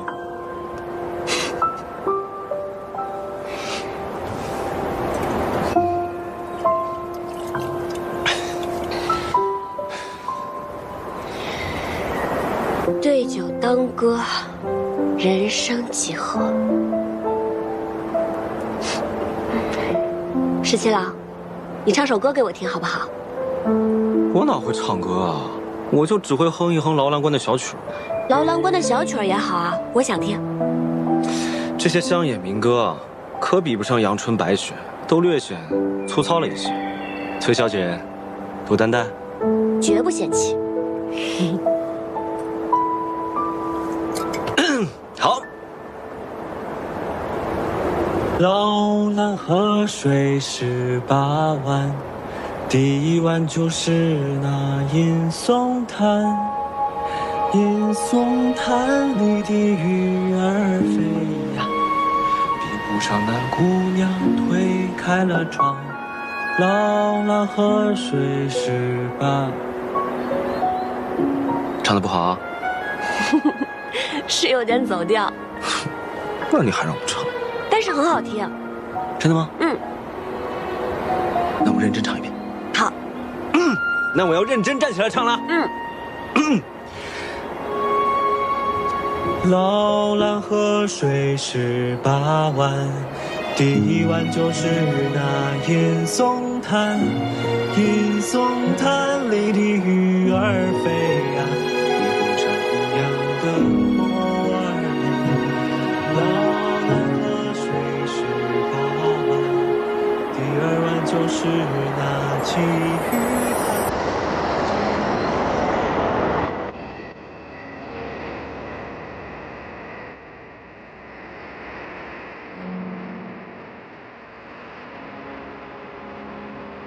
哎呀，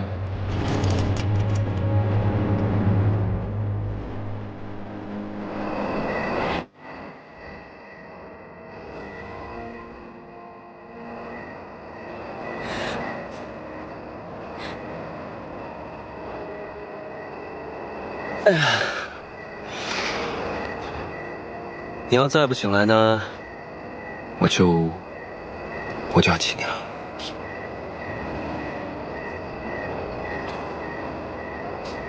我真亲你了啊！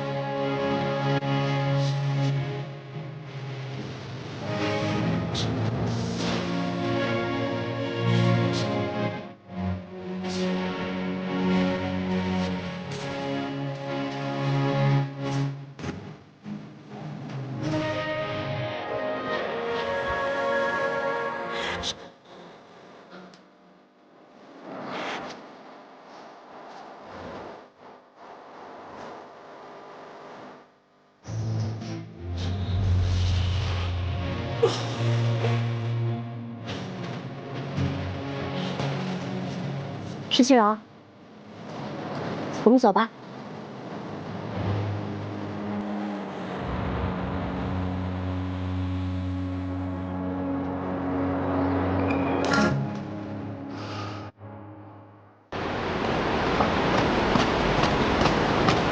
何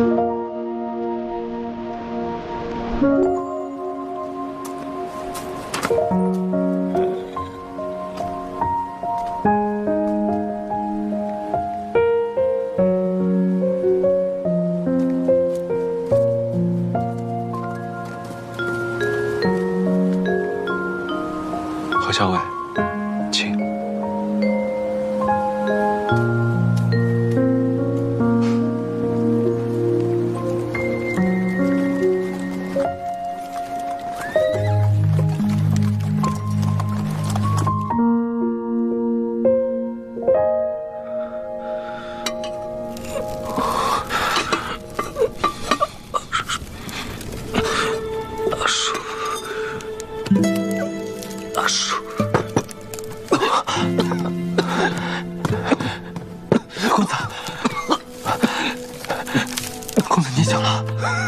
公子，你终于醒了。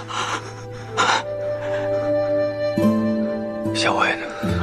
校尉没事，校尉真的没事。我看到镇西军从山上冲下来，定然是救了他。公子好好疗伤，咱们还要回去见校尉呢。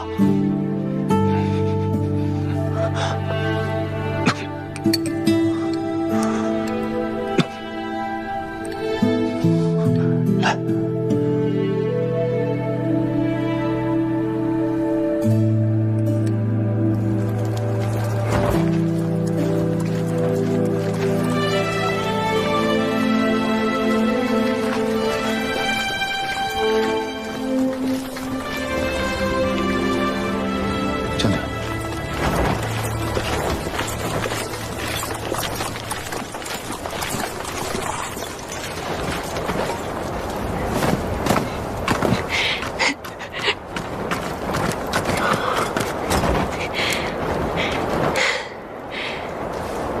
大将军，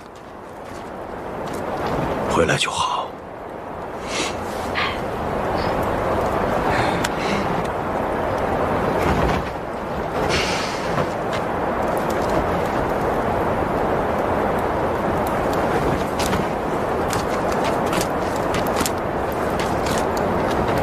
秦王，信王、齐王，我已经派人送回你营中了。至于你父亲，你既然来了，待会儿就亲自接走吧。崔大将军心怀大义，李逆感激不尽。今日秦王既然来到我营中，不如进帐一谈。好啊，正有此意。咱们可算是回来了，你也终于见到大将军了。父亲都瘦了，你别担心，刚刚我望了望大将军精气神，他定然康健无恙。校尉你就放心吧。校尉，你真的不担心啊？担心什么？这可是在咱们崔家大营里，那李聂也不敢把父亲怎么样的。我不是说这个，我是说，你难道不担心大将军会对秦王如何吗？你说，大将军把秦王请入帐中，会不会埋伏好了弓箭手？只要等他一进去，他就摔背为号，立刻将他杀了。放心吧，不会的。校尉，你是相信秦王，还是相信咱们大将军？如此笃定的说不会。这两个人，我都不信。这个簪子怎么会在秦王的身上？是崔小姐所赠。秦王以为凭借此就可以有恃无恐吗？崔大将军误会了，今日送崔小姐归来，是另有要事，要与崔大将军商议。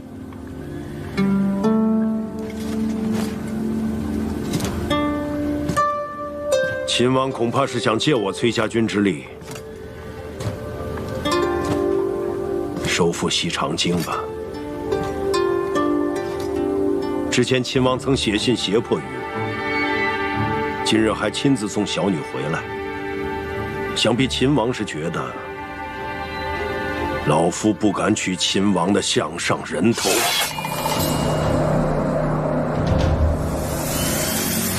大但是2个我都信。你这又是打什么哑谜？我听不懂。你这是着什么急啊？哦，我差点给忘了，是不是那个谢长儿也来了？所以你担心大将军把秦王杀了，连带秦王带的人也一块给杀了。小薇，我跟你说认真的，你就会打趣我。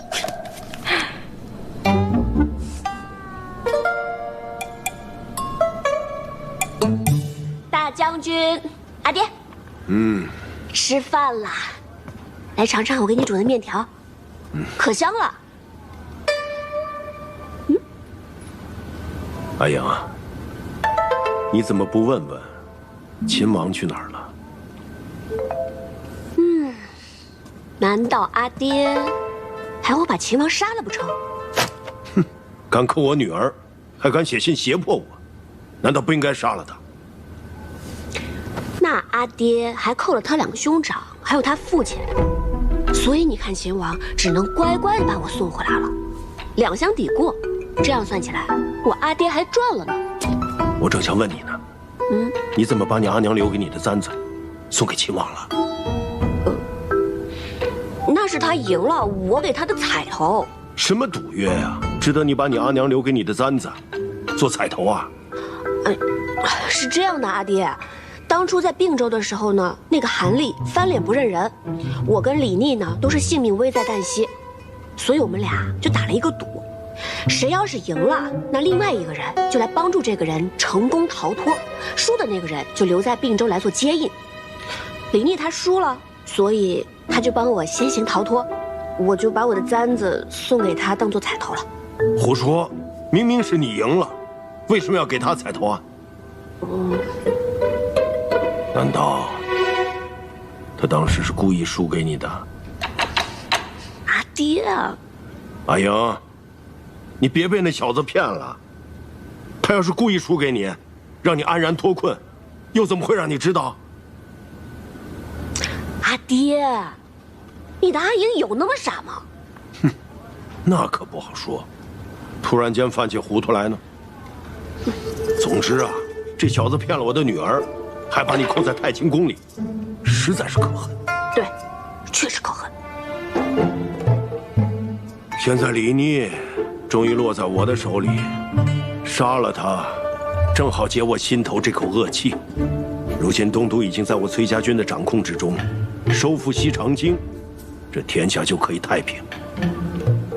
你当初出瀛州，希望老百姓过上好日子的愿望，就要实现了。阿爹，你要是此时杀了李逆，那天下百姓就再没有好日子过。你当初在瀛州的时候可不是这么说的，你说皇室李家昏聩无能，天下唯有能者居之。那当时这不是不认识李逆吗？哎，阿爹，我跟您说啊，这个李逆呢，他自出劳兰关，能征善战，最难得的是他没有功利之心，只想平定叛乱，然后就重返边关。他是一个能担大任，却怀有一颗慈善悲悯之心的人。这样的人啊，才是战乱之后最好的君主，要不然以后无论是谁上位，必定还会天下崩坏。你想来眼高于顶，没想到李逆竟如此得你青眼。我已经把他杀了，以后不要再提他了。我不信，阿爹是不会杀了他的。为什么？因为我了解您啊，就算阿爹再恨他再恼他，也要等咱们收复了西长京，再过河拆桥，把他杀了。照你这么说，留下秦王还有几分用处？当然有用。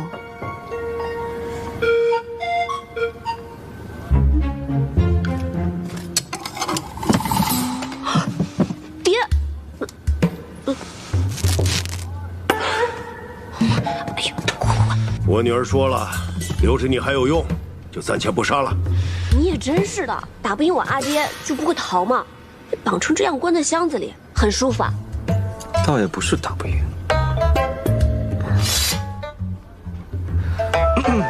我就是打不赢，但也不能逃啊！我这不还指望崔大将军能够助我镇西军收复西长京吗？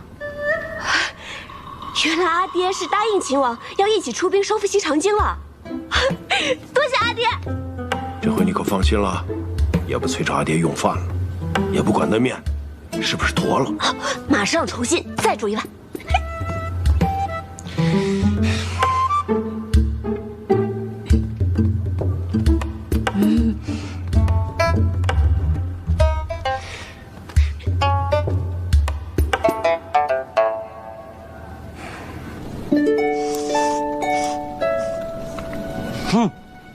慢点吃，慢点吃。好吃吗？好吃。这是刚才绳子勒的。没事，过2天就好了。你可真傻，小仗则受，大仗则走。这么大一个人被捆得结结实实，窝在箱子里多久了？不怕伤到筋骨吗？也没多久，就是呢，在你进来之前，大将军跟我说，要一起出兵收复西长京，可以，但他得先把我绑起来，关进箱子里，看看你的意思。如果你想杀我，那就不用等出兵了，他就立刻一刀砍了我脑袋。但如果你想留我一条性命的话呢，他就答应我，一起出兵收复西长京。你就那么有把握？我不想砍你的脑袋啊！也许我是故意把你骗到崔家军大营里来，好报仇雪恨呢。毕竟你把我在太清宫关了那么久。你生气了？当然生气了。你真记仇啊？当然记仇。那你让你阿爹一刀杀了我，也不解恨啊？哎，我有一个办法。什么办法？你看，一辈子这么长，要不从今往后，你就天天折磨我，使唤我，开心了不开心了都拿我解闷。我觉得这样才更解恨，你觉得呢？你想得美。我当然想得美。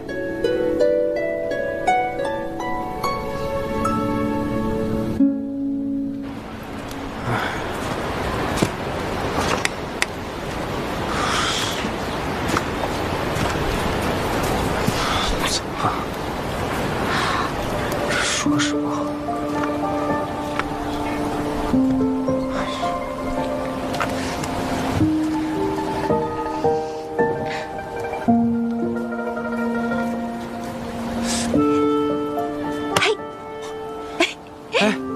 桃子，吃吧。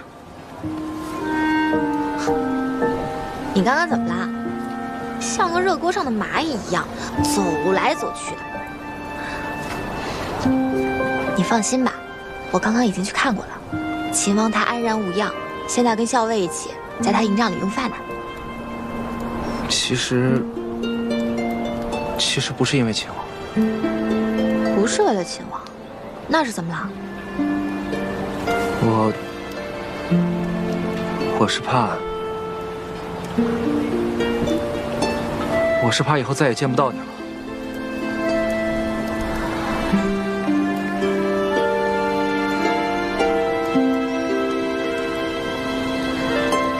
你想之后天天见到我呀？但是我们马上就要分开了，之后还要打仗，万一我受伤了，或者……反正也没有人会告诉你，也许就再也见不到你了。你胡说什么呢？不会受伤的，不要瞎说。也是，有你送给我的药，我受伤了也没关系。傻子，快吃吧，都凉了。行军打仗总是要小心些的，别总想着自己要受伤。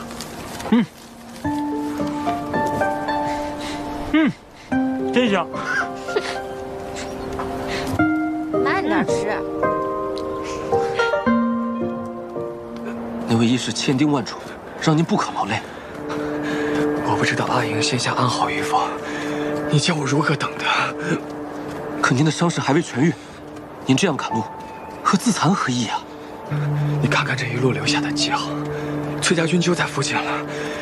我今日必须得回营，见到阿莹我才能安心。公子，校尉吉人天相，他一定会没事的。公子，阿寿，快！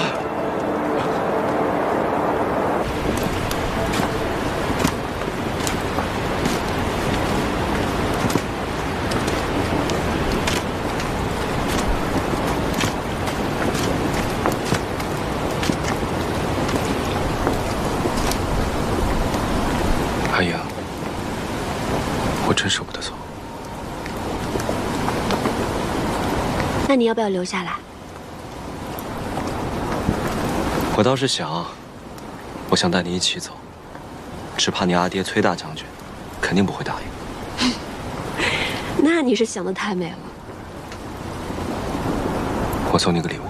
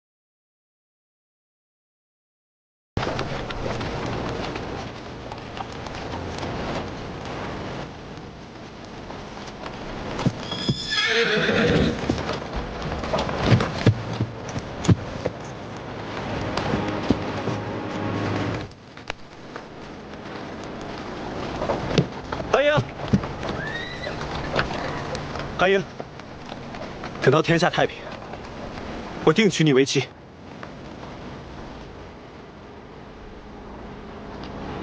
等我上门提亲，我一定会上门提亲。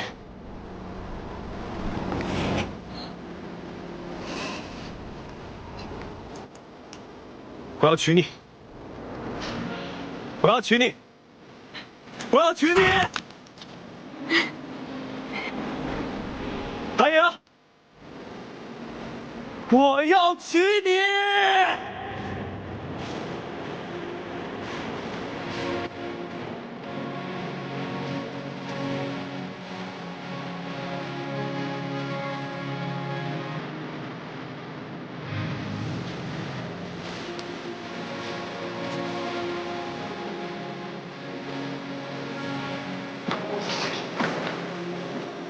公子，快走！离开这儿！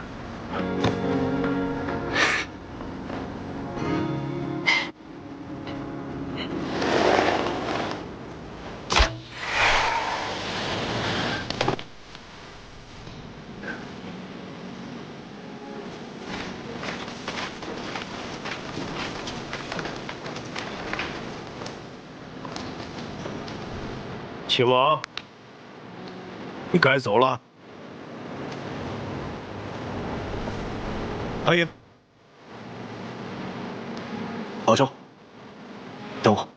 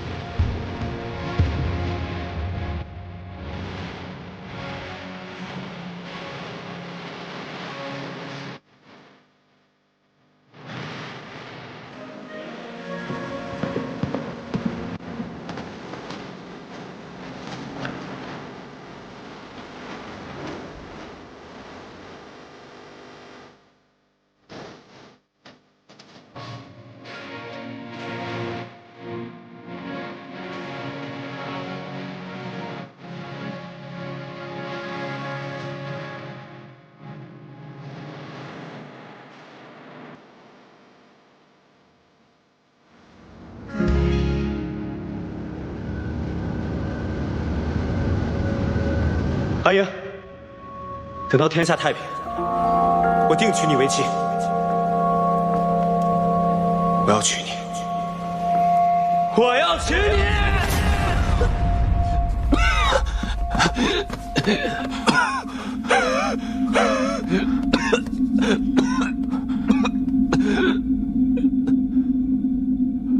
公子，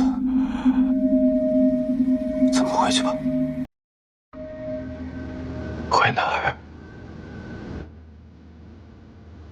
我已经没有家。可是不回崔家军的话，咱们压根无处可去。无处可去，无路可走，无药可医。我是谁？我不是崔林，我在这个世界上从来就无名无姓。我顶着崔林的名字活了这么多年，我都已经忘记我自己是谁了。为了他，为了阿莹，可是他现在压根就不要我。我已经把自己活成了他的影子，可是他现在根本就不需要我这个影子。我已经不知道要怎么活下去了。公子，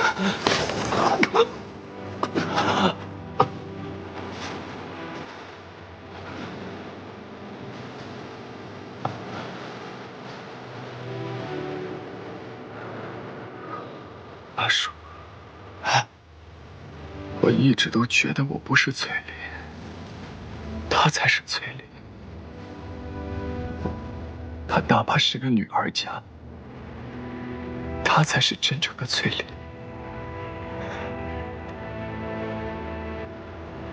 阿丁，还有阿姨，都不需要我这个影子，一个被主人抛弃的影子，一个没有用的影子。阿英和我永远都不可能。都怪我，都怪我。怪我身子不好，怪我不能上天下地，都怪我身子不好，都怪我，都怪我。阿叔，我求求你，你把我杀了好不好？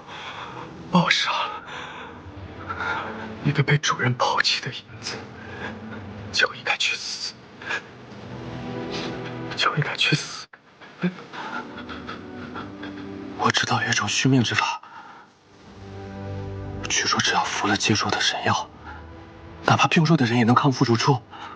公子，我们去找那个神药。不，绝对不能去。崔家军和结说有着血海深仇，阿英的娘亲就是死在结说人的手里。我是绝对不会去找他们的。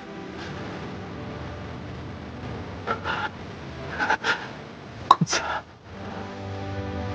只有活着才能去见校尉，只有活着才能等到校尉的回心转意。如果有神药，公子你身子恢复，也许到那个时候，校尉就会看清林宁的真面目，校尉就能感到公子从前对他的一片真心，他就会回心转意了。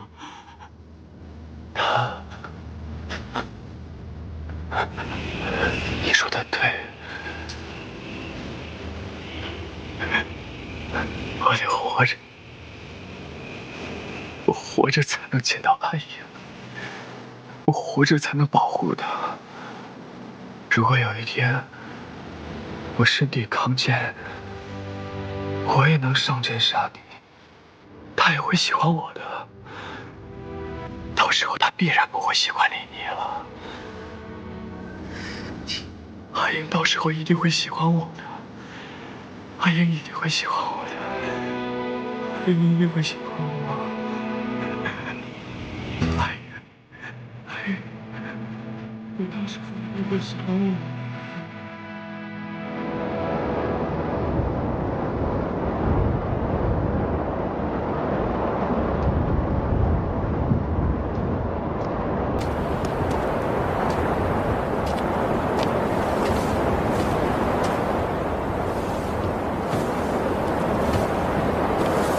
夜半风凉，还是回去歇息吧。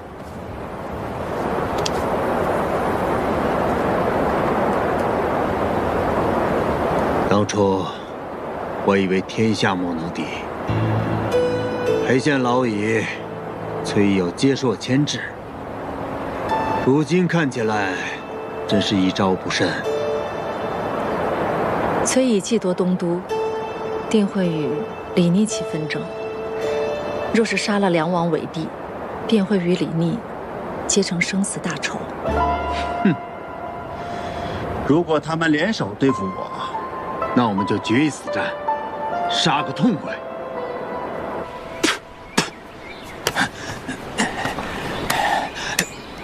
我就说，信王率军守城，他绝对守不住。唉，幸好我们跑得快，要不然等伯父攻下洛阳城，到时候就难以分说了。伯父现在是死了亲生儿子，肯定怒火冲天，暂时顾不到我。不过这么一来，到时候也只有我能继承崔家的家业，毕竟亲伯侄嘛。万一大将军知道崔公子遇袭的事根，那怎么可能呢？这人马都是乔装改扮过的，他就算往下查，那只能是查出来是李俊的人马。如若不然，他怎么可能这么怒气冲冲的就攻下洛阳城呢？若是大将军拷问信王，只怕信王他……就算他盘问出来了，就算他李俊和盘托出，那也是信口开河、胡说八道。你想一想，李俊不单单是设计害死了他的亲生儿子，又挑拨离间我们伯侄关系，伯父能信他？你跟了我这么久，能不能长点脑子？是，那咱们先找个地方藏匿起来，再看看风向。也只能如此了。三郎，还没有了，吃，饭桶。小伟，齐王派人送信来了，还送了好吃的。给，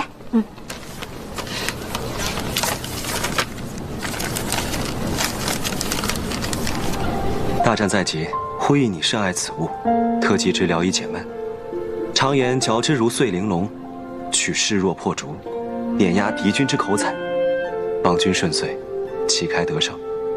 入京后，愿同去殿中，据案大嚼干果及果脯，又侧翼后翼，皆托付于君。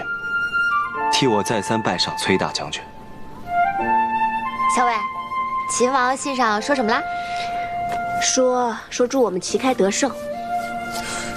送这些来，就为了巴巴送个好口彩啊？是，特意麻烦耳朵跑了一趟，就为了送上这么一个干果的好彩头。他送干果来，跟我又有什么关系啊？哼，干果还没吃几颗，嘴这么硬啊！少威，快吃吧。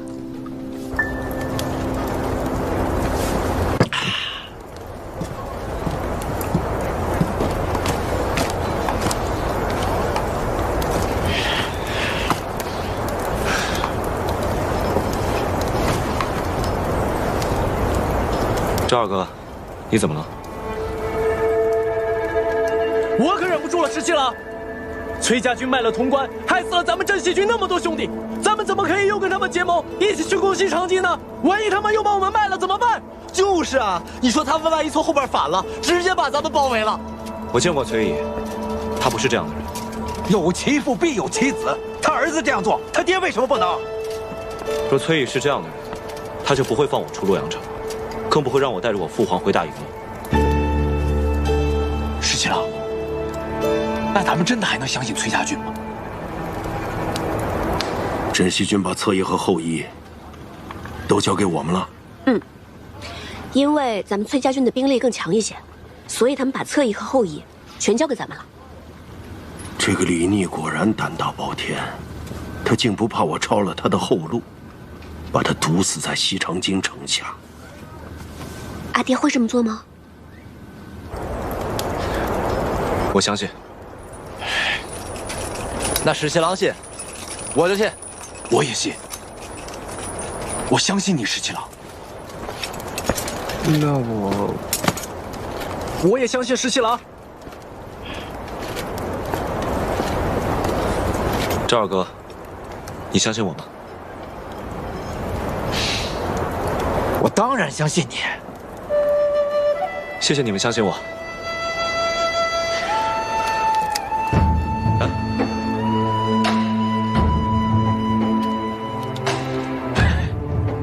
等收复了西长京，我就带大家烤黄羊吃。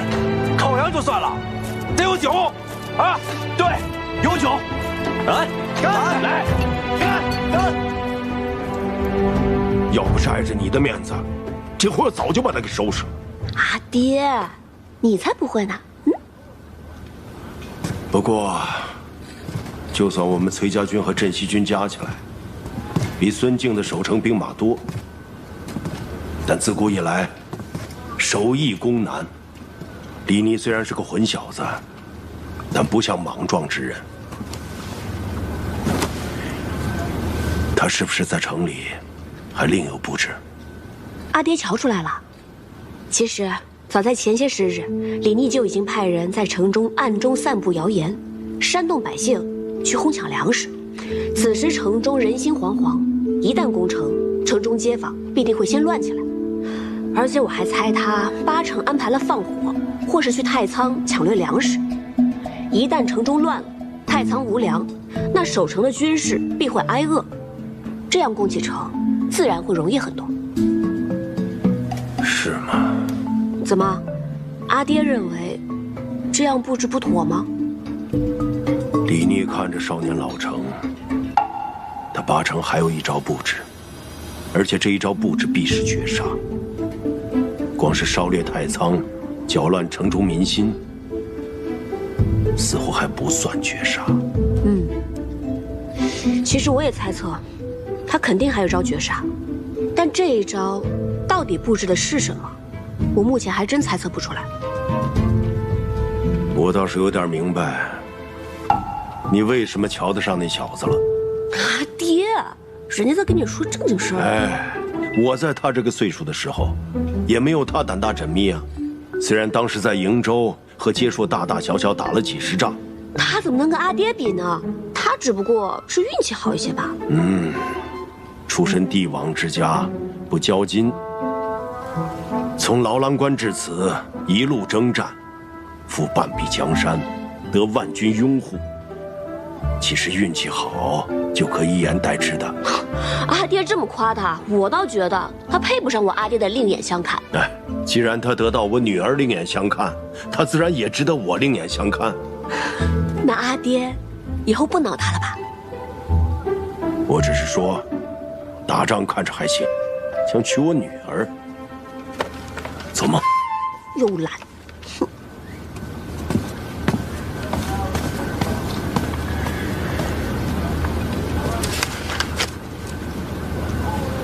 秦王要攻城了。不是说平凉大将军崔乙夺了东都？这正是秦王的过人之处。他不仅大大方方的把东都让给了崔乙，还说服了崔家军跟自己一起联手攻打西长京。父亲，您说秦王会成功吗？明面上呢，他是要和崔家军攻打西长京，可是暗地里一定另有一番布置。我就不知道这布置是从何而起，又如何呼应了。相爷，出事了，出事了！秦王攻城了，好些乱民直奔太仓去了。那些乱民把太仓给抢了，太仓的守卫拦也拦不住啊。后来不知怎的，太仓就起火了，太仓又烧又抢的，只怕现在也剩不下什么了。好了，我知道了，你下去吧，命人严守门户。是。我娘，你可明白了？原来布置在这儿。对，先是散播城中无粮的消息，造成民心恐慌，然后再煽动这些乱民，把太仓给烧了、抢了。这下城中是真的无粮了，连守城的士兵都要饿着肚子，肯定没有心思守城了。正是，如今梁王早已登基称帝，孙敬素来残暴，城中又如此情形，这西长京啊，是守不住了。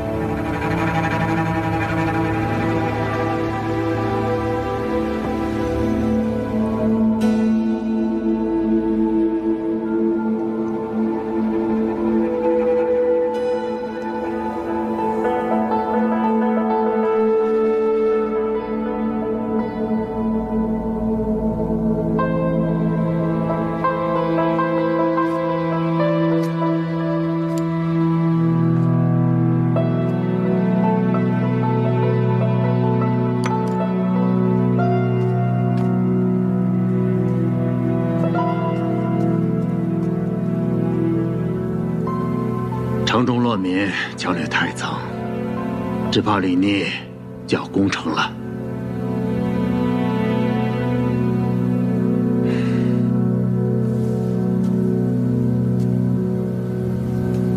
阿进，我不想让你再去打仗。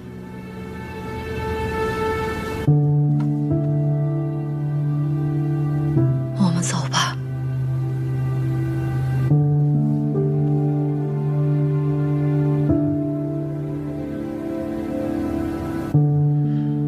自从我们重逢之后，我就一直在想，这日子过得真快啊，一会儿半辈子就过去了。要不我也出家，陪你去守城吧。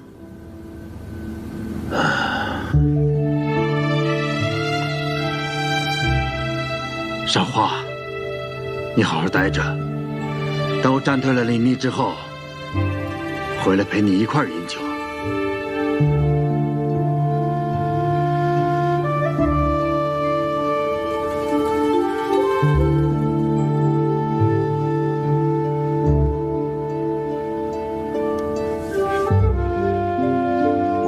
我等着你回来。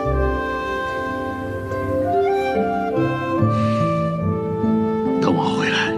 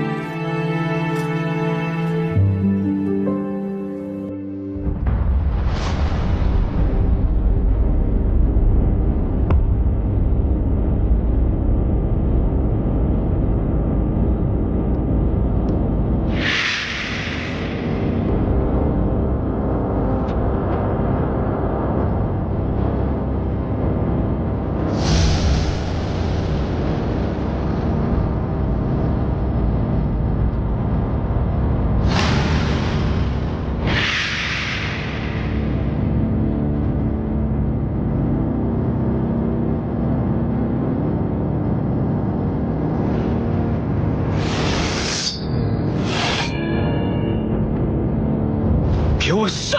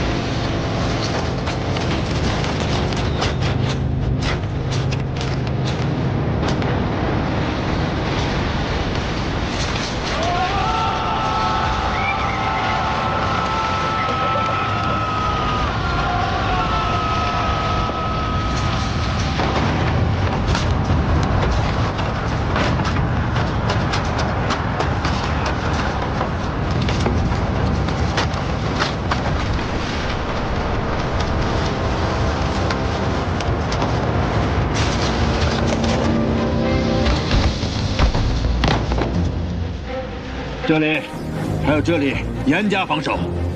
报，谭都督，镇西军和崔家军攻势太猛，四处架设云梯，几个城门都有攻城锤重击，我军将士疲惫不堪，死伤惨重啊！令禁军后营上城墙，严守城门，一步都不许退，退者军法处置。是。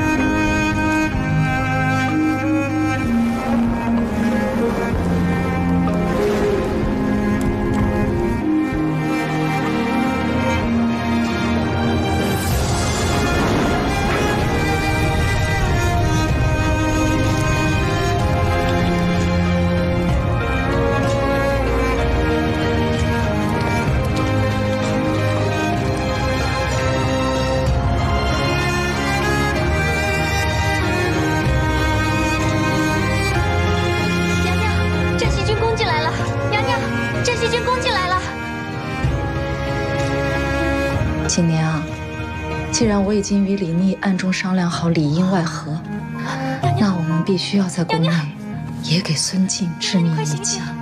娘娘，你醒醒，来人！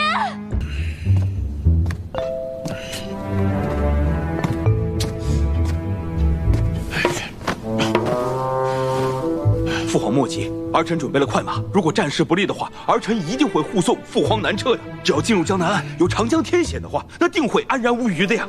父皇，万一战事不利，儿臣愿意留下来，率后队抵挡敌军。到时还请大哥护得父皇先行一步。二弟你果然是忠勇可嘉，大哥是父皇长子，将来这天下大事和父皇都要倚仗大哥呀。我若是能留下来抵挡住敌军，护得父皇和大哥周全，就算是死也值得。哎呀，莱儿真是一个孝顺的好孩子呀！哎，二弟呀，二弟你不能，陛下，陛下，启禀陛下，前线来消息了。快说，秦王破西长京了，恭喜陛下！秦王大破孙贼，已经领军攻入西长京。什么？恭贺父皇！父皇洪福齐天，必有天下，秦王才可以收复西长京啊！恭贺父皇！父皇重用秦王，秦王才能收复西长京，此乃父皇名见千里，是天下之福啊！好，很好。哎呀，吴国师说的没错，朕就是真龙天命，只有朕登基为帝，才能够拯救天下苍生。恭贺父皇！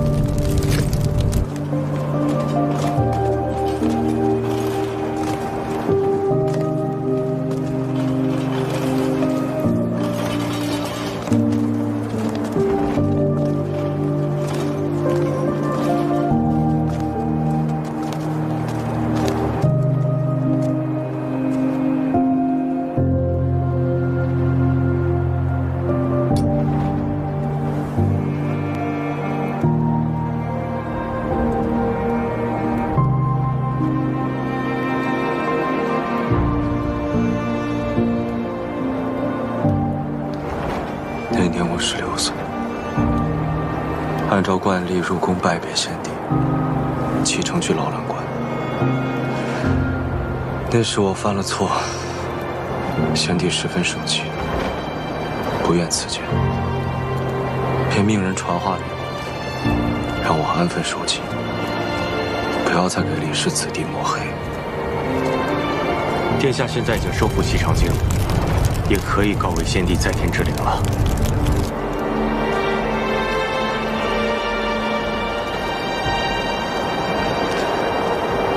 追孙敬的人如何？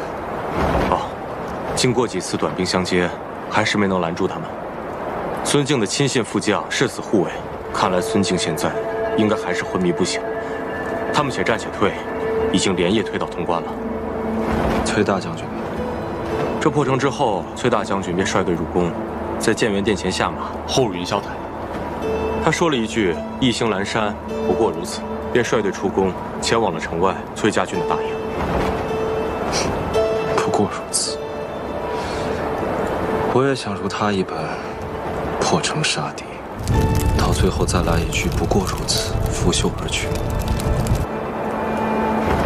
这才是真正的大将风范。殿下，您与他还是不同的。可此时的我，十分羡慕他。殿下出劳兰关，率兵勤王，平定天下，现在已经收复西长京，所以从此之后，已不与世人相同，也不能再说羡慕他人了。是啊，多无趣啊！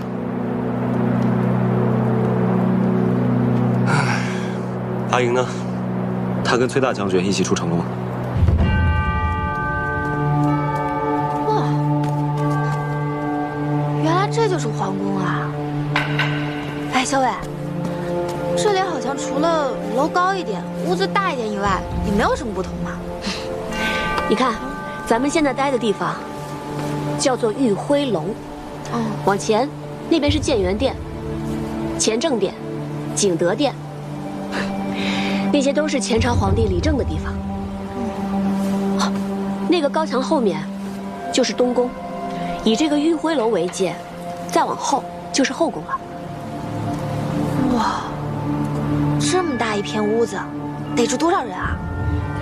皇帝有10几个儿子，100来个孙子，人丁兴旺，宫里住不下。就等这些诸王成婚之后，给他们分府，住到宫外去。只可惜，孙敬谋反，把这李氏子弟几乎都屠戮殆尽了。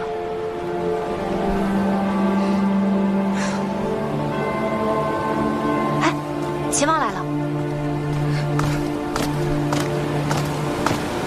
阿莹，有一件事，我想要拜托你。什么事？现太子妃萧氏。他忍辱负重，为了给孙敬下毒，自己也身中剧毒。如今他性命垂危，我想要请桃子给他医治，因男女有大方，请你代为照顾。原来是他给孙敬下的毒。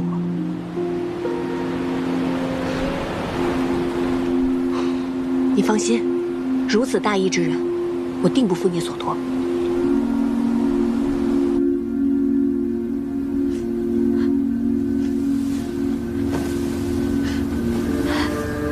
就是这盒口汁，娘娘说，若在饮食中下毒，只怕会引得孙敬察觉，所以才下在口汁之中。娘娘还说，这毒药啊，有一股甜香，也只有口汁的花香，才能掩盖住它的气味。而且只有一次机会，终于等到攻城之日，他立刻将毒药涂在了自己唇上，全然不顾这毒也会侵入他的心脉。娘娘，这是冲着佟归于进去的。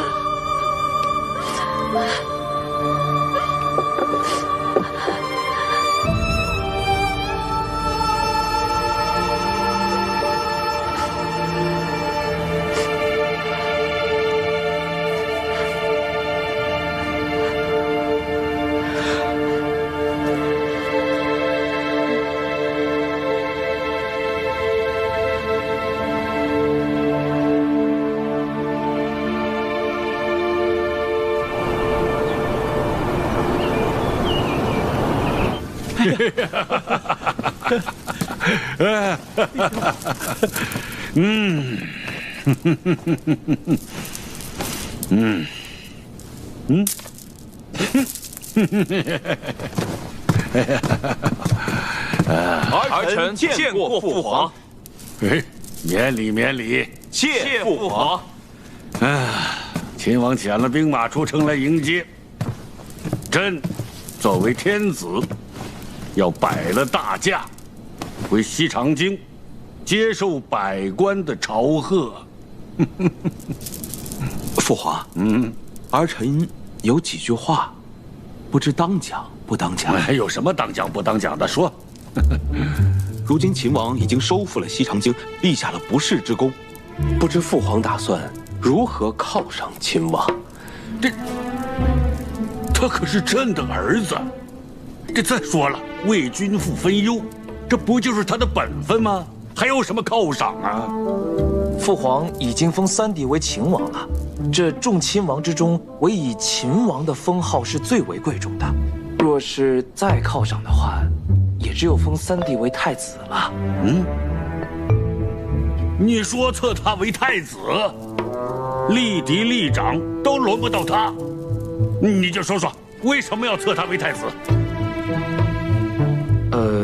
若父皇眼下无立三弟为太子之意，他又刚好立下了大功，没有犒赏，只怕这别有用心之人会挑唆三军，到时要闹出什么哗变，那就不妥了。哗变？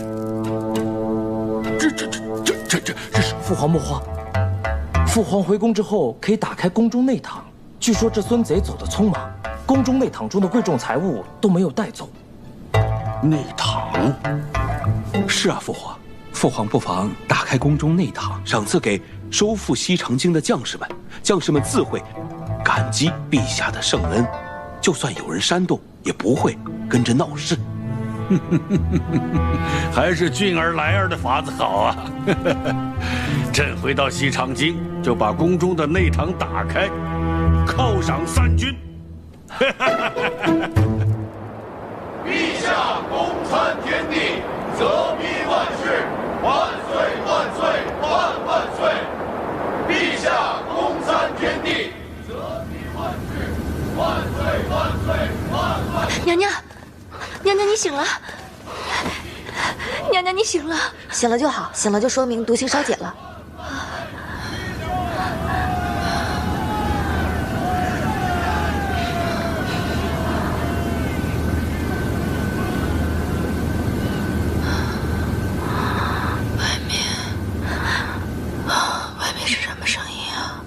娘娘，您都昏睡了好多天了。亲王殿下率镇西军收复西长京，迎陛下回宫。今日啊，陛下受百官朝贺，外面的声音正是三军的谢恩之声。我们赢了，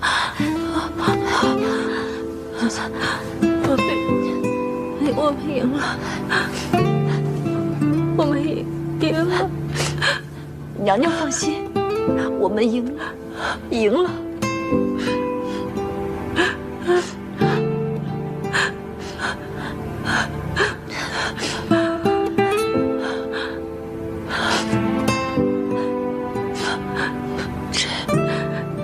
这两位姑娘是？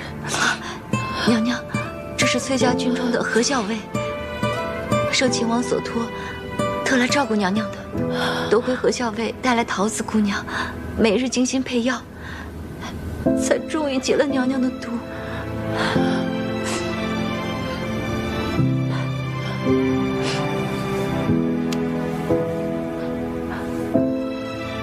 多谢何校尉，娘娘大义，救了天下人，何某应该替天下人谢谢娘娘才是，又怎担得娘娘一个谢字？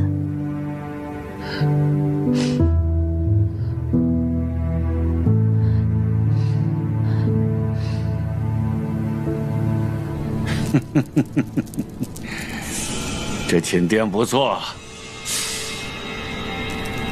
就是这个帐幔有点旧，都换新的。是。嗯。嗯。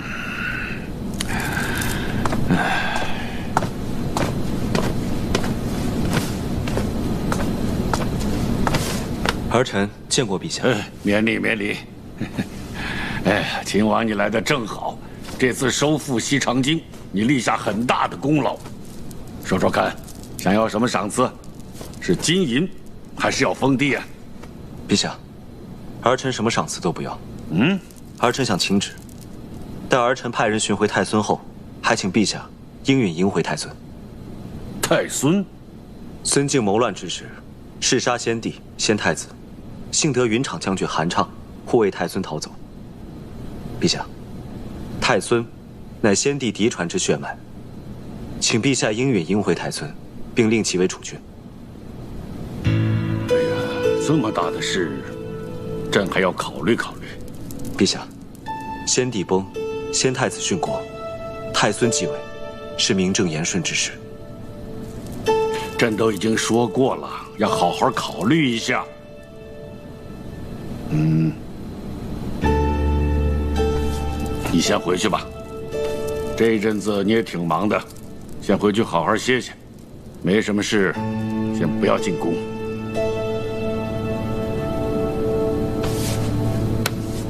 是。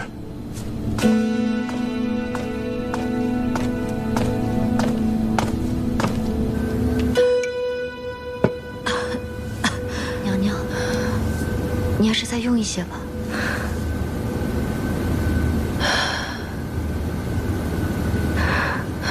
锦娘，孙敬还活着吗？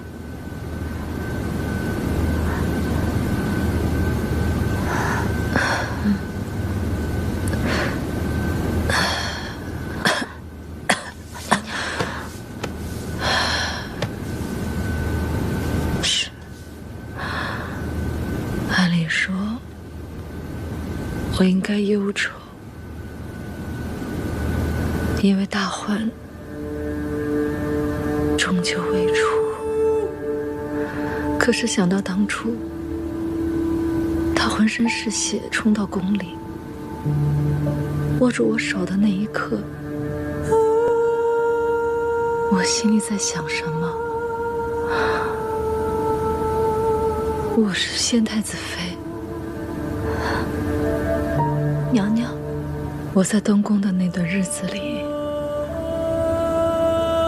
我活着，但只是一具躯壳。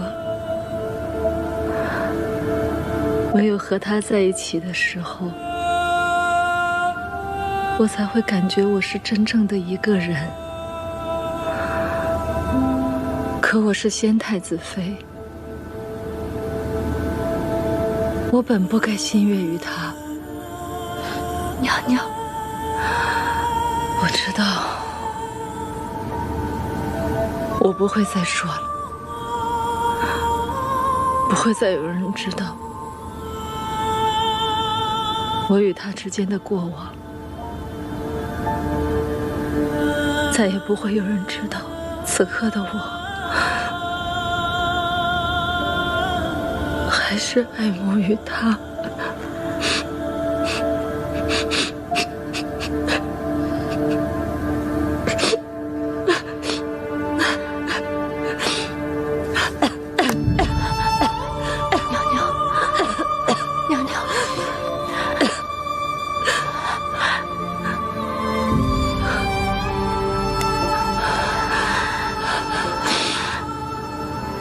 我与孙敬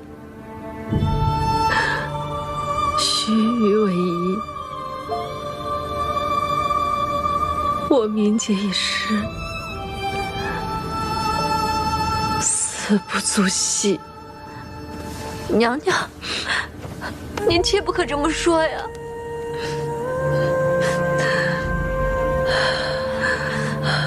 放心，我现在是不会死的。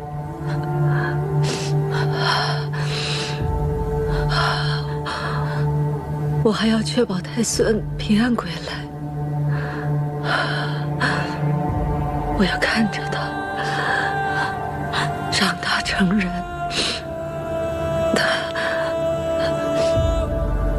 到时候花才有颜面到地下去见仙太子。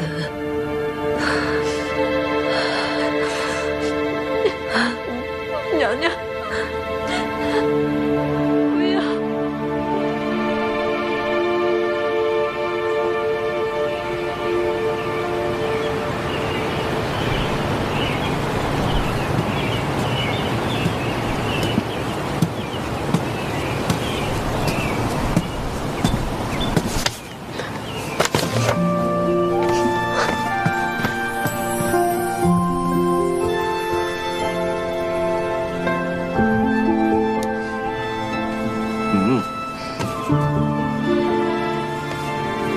你还舍得来看我呀？我以为崔大小姐早就把我抛诸脑后了。齐王殿下为何如此健忘？明明是齐王殿下让我去照顾萧妃娘娘。萧妃娘娘今日的身子终于好多了，吃了半碗粥也能说话了。我这才有空出宫来看你。我一出宫就来看你，都没有去见我阿爹，你还不领情？那我走了，我要出城去见我阿爹了。哎，说笑的嘛。这样子，你陪我一会儿。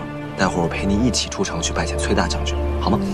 你就不怕我阿爹再把你捆起来，塞到箱子里去？那你还是会救我的呀。那可不一定。你怎么了？是不是有什么不高兴的事啊？不然为什么一个人躺在这儿？没有，发闷看了一本书，闲的都快要睡着了。我听说陛下开了宫中内堂。散尽钱帛，犒赏三军。按理说啊，你立了这么大功，你这齐王府应该是车水马龙的，怎么如此静悄悄？我又不喜欢那些文官。再说了，我是秦王，我又领着镇西军，结交文臣多有不便；结交武将呢，那更是瓜田李下。所以我就想闭门谢客。这些文武百官也知道我的性子，可不敢上门来聒噪。旁人倒也罢了，难道不应该去拜见一下故乡吗？前日在朝上，故乡官复原职，陛下还要赐他一个爵位，但故乡跪谢立辞了，真是风骨过人。之前收复西长京，他也帮了不少忙，所以那日下朝之后，我便去了故乡府拜谢了故乡。光是拜见致谢就完了？那他连陛下的赏赐都不要，那我还能怎么办？既然都去了顾府，就没有见见顾婉娘吗？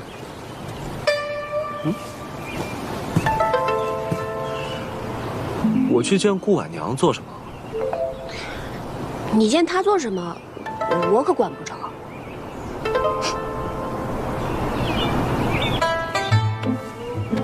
哎呀，你吃醋了？我没有。你就是吃醋了。我才没。我要出城了，见我阿爹去。我陪你，免得你不放心。不要不要不要！别吃醋了啊！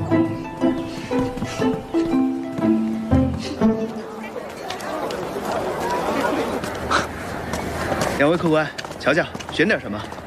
咱们店里的果然啊，那是饱满香脆，唇齿留香，客官一定满意。这里每一样都给我来一份。客官，您稍后。你当日在信中说，待入京之后一定要一起来这家干果店，今天算是如约而至了。这一次买了这么多，够你吃一些时日了。怎么听起来有点不情不愿的？倒也不是不情愿，只是一想起来，今日一别，不知何时才能再见。17郎突然做小儿女之态，还让人挺惊讶的。本来呢想少买一点，这样你每次吃完了就会想起我。但是我后来想想，还是多买一点吧，这样你吃的时候就会想起我，更好。谁吃干果的时候会想起你啊？我呀，我吃的时候就会想起你。毕竟，你喜欢的，我也会喜欢。客官，您的干果好了，谢谢。喏，走吧。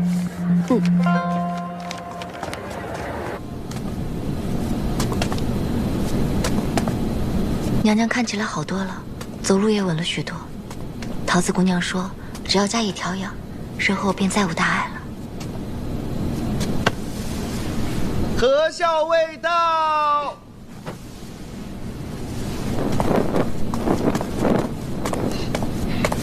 娘娘，娘娘今日觉得身体好些了吗？好多了，快过来坐。谢娘娘。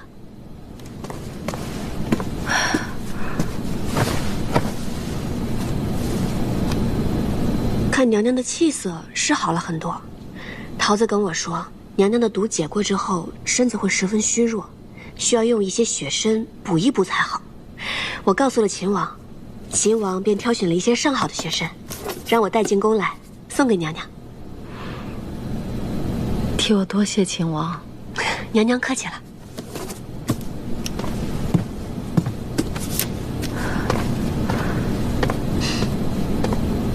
前些时日，听姑娘说，你是崔家军中之人。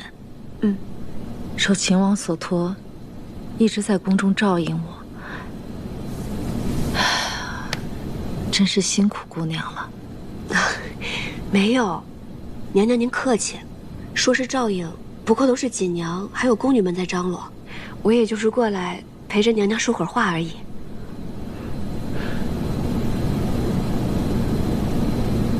姑娘，是秦王的心上人吧？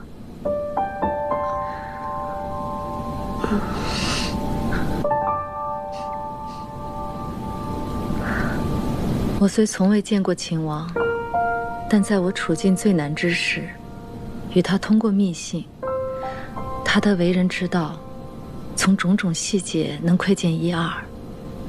我知道他府中并无女眷，你一定是他的心上人。他才放心将我托付于你。娘娘真是敏慧过人。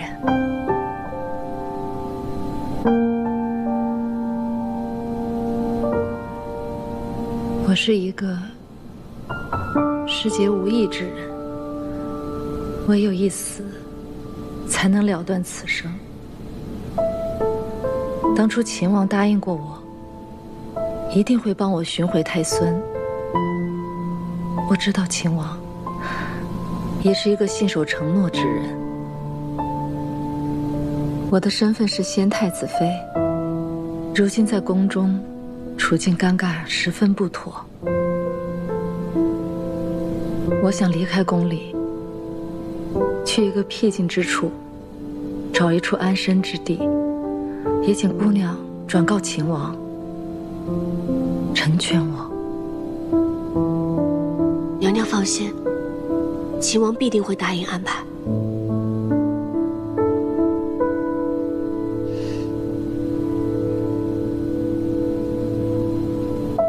你真的姓何吗？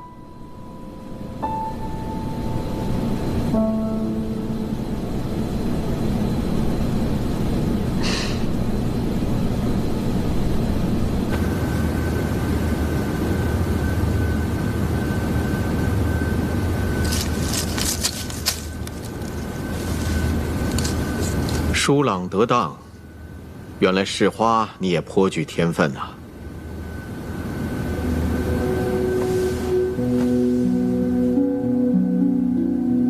秦王前日来了，我本来打算命你出去与他相见，可是后来一想，还是算了，此事不宜，以后多的是机会啊。是。陛下回京之后犒赏三军，可是唯独对秦王没有任何的赏赐。我想，陛下身边一定是出现了小人，八成是听信了谗言。世间事无碍如此，功高震主，赏无可赏。大概这也是陛下的为难之处吧。确实啊。秦王呢，已是众王爵之中最为尊贵的了。可是，秦王他收复两京，光复我大禹王朝，立下如此泼天大功，一点赏赐都没有，实在是说不过去啊。父亲是觉得，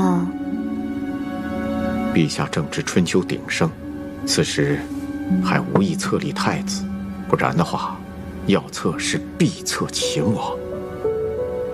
可是信王居长，齐王自有得陛下私宠。自陛下登基以来，还未册封皇后，皇后所出才是嫡子。微服打算明日上书，恳请陛下追封秦王生母。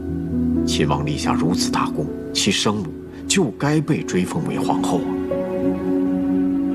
听说秦王生母出身卑微，嗨，管他出身卑微不卑微，能够生下秦王这般出色的儿子，那生母还不该被追封为皇后吗？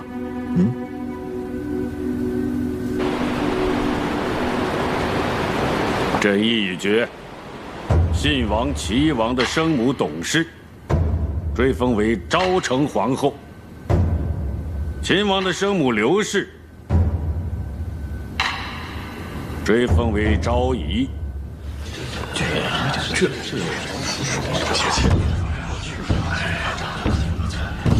陛下，臣以为不妥。臣复议裴大将军，追封一是陛下恩典，二是为了礼序人伦。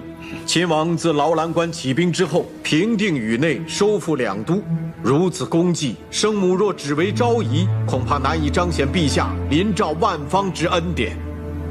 陛下，臣以为刘氏诞育秦王，理应追封为后。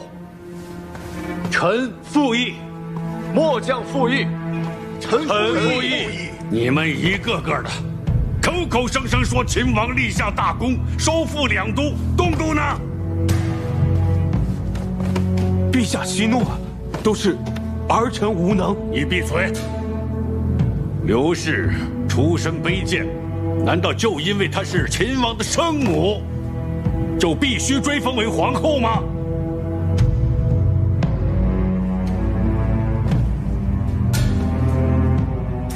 陛下，既然生母出身卑贱，惹陛下不喜，臣自请褫去王爵，去劳兰关属变。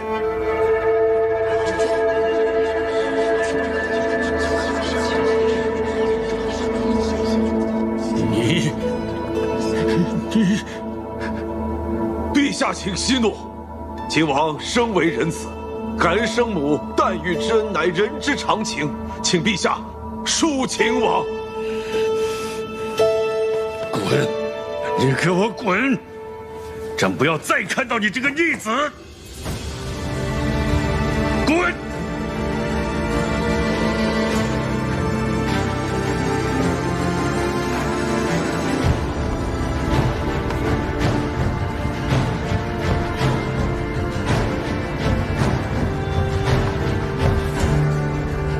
目无君父！目无君父！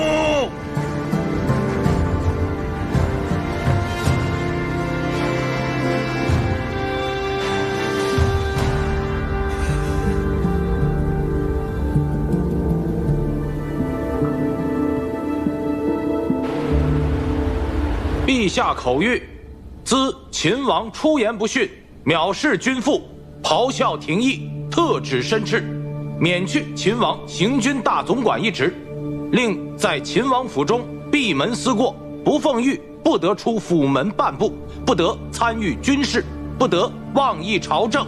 钦此。臣李逆，谢陛下恩典。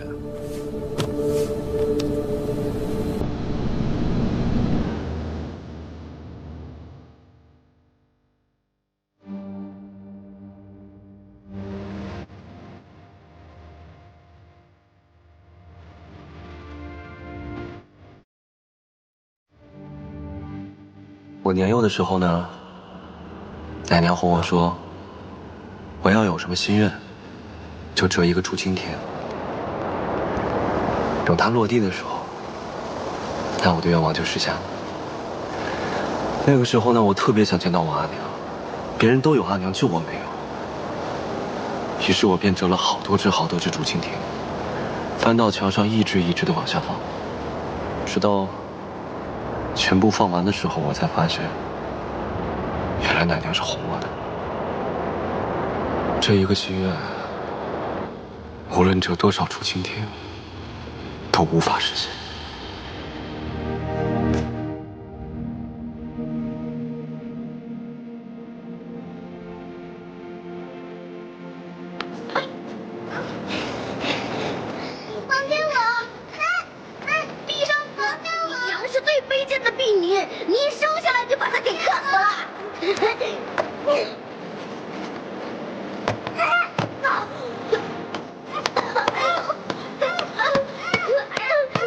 哎呦，好啊！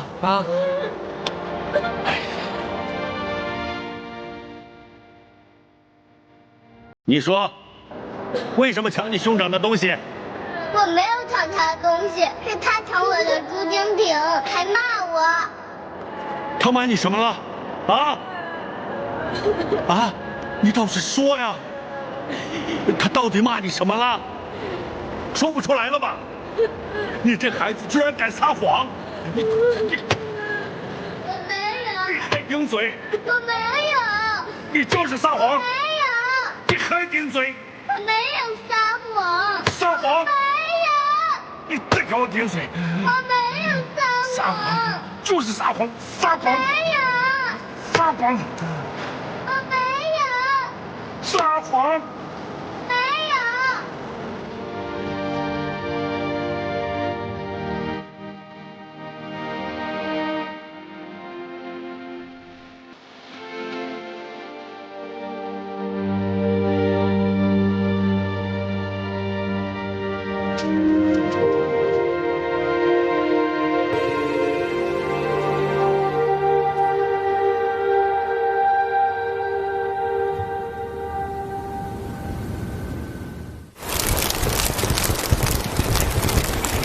小的时候，你就救过我的性命，后来又来到家中。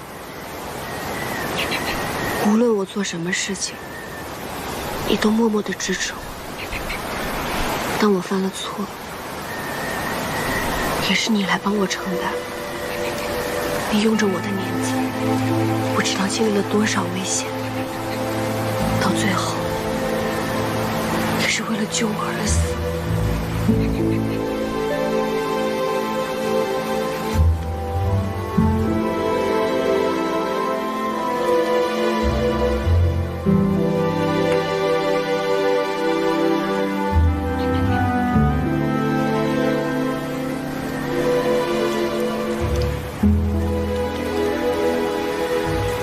你做了10几年我的儿子，直到今天，